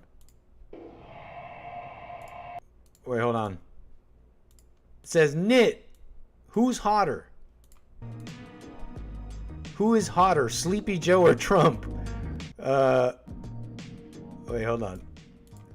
Renesio asks, Nit, who is hotter, Sleepy Joe or Trump? Think I have to act instead of just putting up flags. Wait, what do you mean? Act on what? And hotter in what way? Appreciate the support regardless. Thank you, Renesio. We got some very generous super chats. You people rock. Thank you for supporting the anchor, baby. And we'll kick it off with... we got Antonio Monteiro says MAGA Trump, the great white hope. The Key says you rock, American anchor, baby. Appreciate you, The Key. We got Carver531 with the super chat says President Michelle Obama confirmed. You think that Biden will be replaced? Santino says $100 says Biden falls asleep. That was a prediction from earlier. Antonio Monteiro says, with a very generous super chat, says, is it me or Biden need to go take a nap? Somebody help Biden. The Key with another super chat says, I hope they have an ambulance waiting for on deck for Biden. Starved Baby says, thanks, Nick. I just couldn't put CNN on. No problem. We got you here. Santino back to back says, those drugs are hitting Biden right now. How did Biden get elected? What the? And Trump is so annoyed with Biden. Antonio Monteiro with a super generous super chat says, the great white hope. And exclamation marks on exclamation marks. Santino back to back says Biden needs another hit of whatever he's on. Andrew says let's go Brandon. Antonio Monteiro with my president. The Key back to back says shocked at the fairness of CNN tonight. Yeah, I gotta say it felt ordered. It felt okay. Santino with the Blatts gotta be upset with Biden. All the reparations are going to illegal immigrants. You know, you're watching some of these Hispanics turn Republican. Unhappy with these new immigrants taking their jobs. What a mess. Santino again says, who has the better comb over? 1 for Trump, 2 for Biden. I didn't see who won that in the chat, but thanks for the super chat. And Matthew with the final one here, says they're about to replace Biden as candidate. Yeah, I'm hearing that a lot. I'm hearing a lot that people are feeling like that might be pretty, like not far-fetched, okay? A last-minute hoodwink replacing Biden. Anybody who was watching on Rumble, I don't know if you Rumble ranted. I couldn't open it up, but thank you for supporting me there. Thank you, D-Live supporters as well. All of you beautiful people will be included into First Class tomorrow. We'll be getting into it tomorrow. Don't miss tomorrow's show. We'll be taking off at around 4 p.m. or maybe even earlier. You want to hit the subscribe button. You want to hit the notification bell because we're taking a very special flight, getting ready for our Euro trip, kicking off White History Month. It's the 28th, but you know, the next stream after that will be the 5th, and we'll be already way into the White History Month. So, what can I say, folks? Appreciate you being with me today. That was fun. I got to go to bed. We got Open Line Friday for tomorrow and more fun stuff. Take care, folks. Love y'all. Terry stayed with us all night. I thought you were going to bed. All right, y'all. It's time to go to bed. Take care. Brush your hair. And thanks. See you tomorrow.